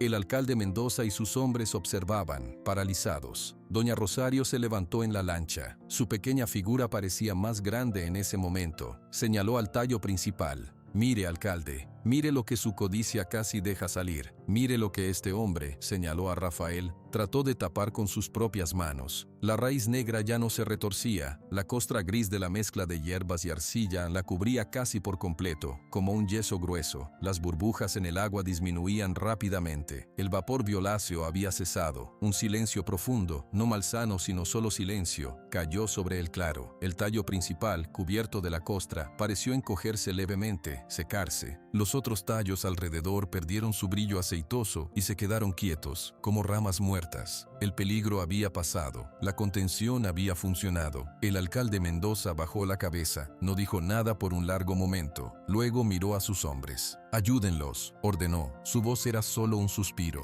Los dos hombres, aliviados de tener una orden que los alejara del horror, remaron su bote hasta la lancha. Con cuidado, ayudaron a transferir a Rafael, que estaba semiconsciente, y a los demás a la embarcación más grande.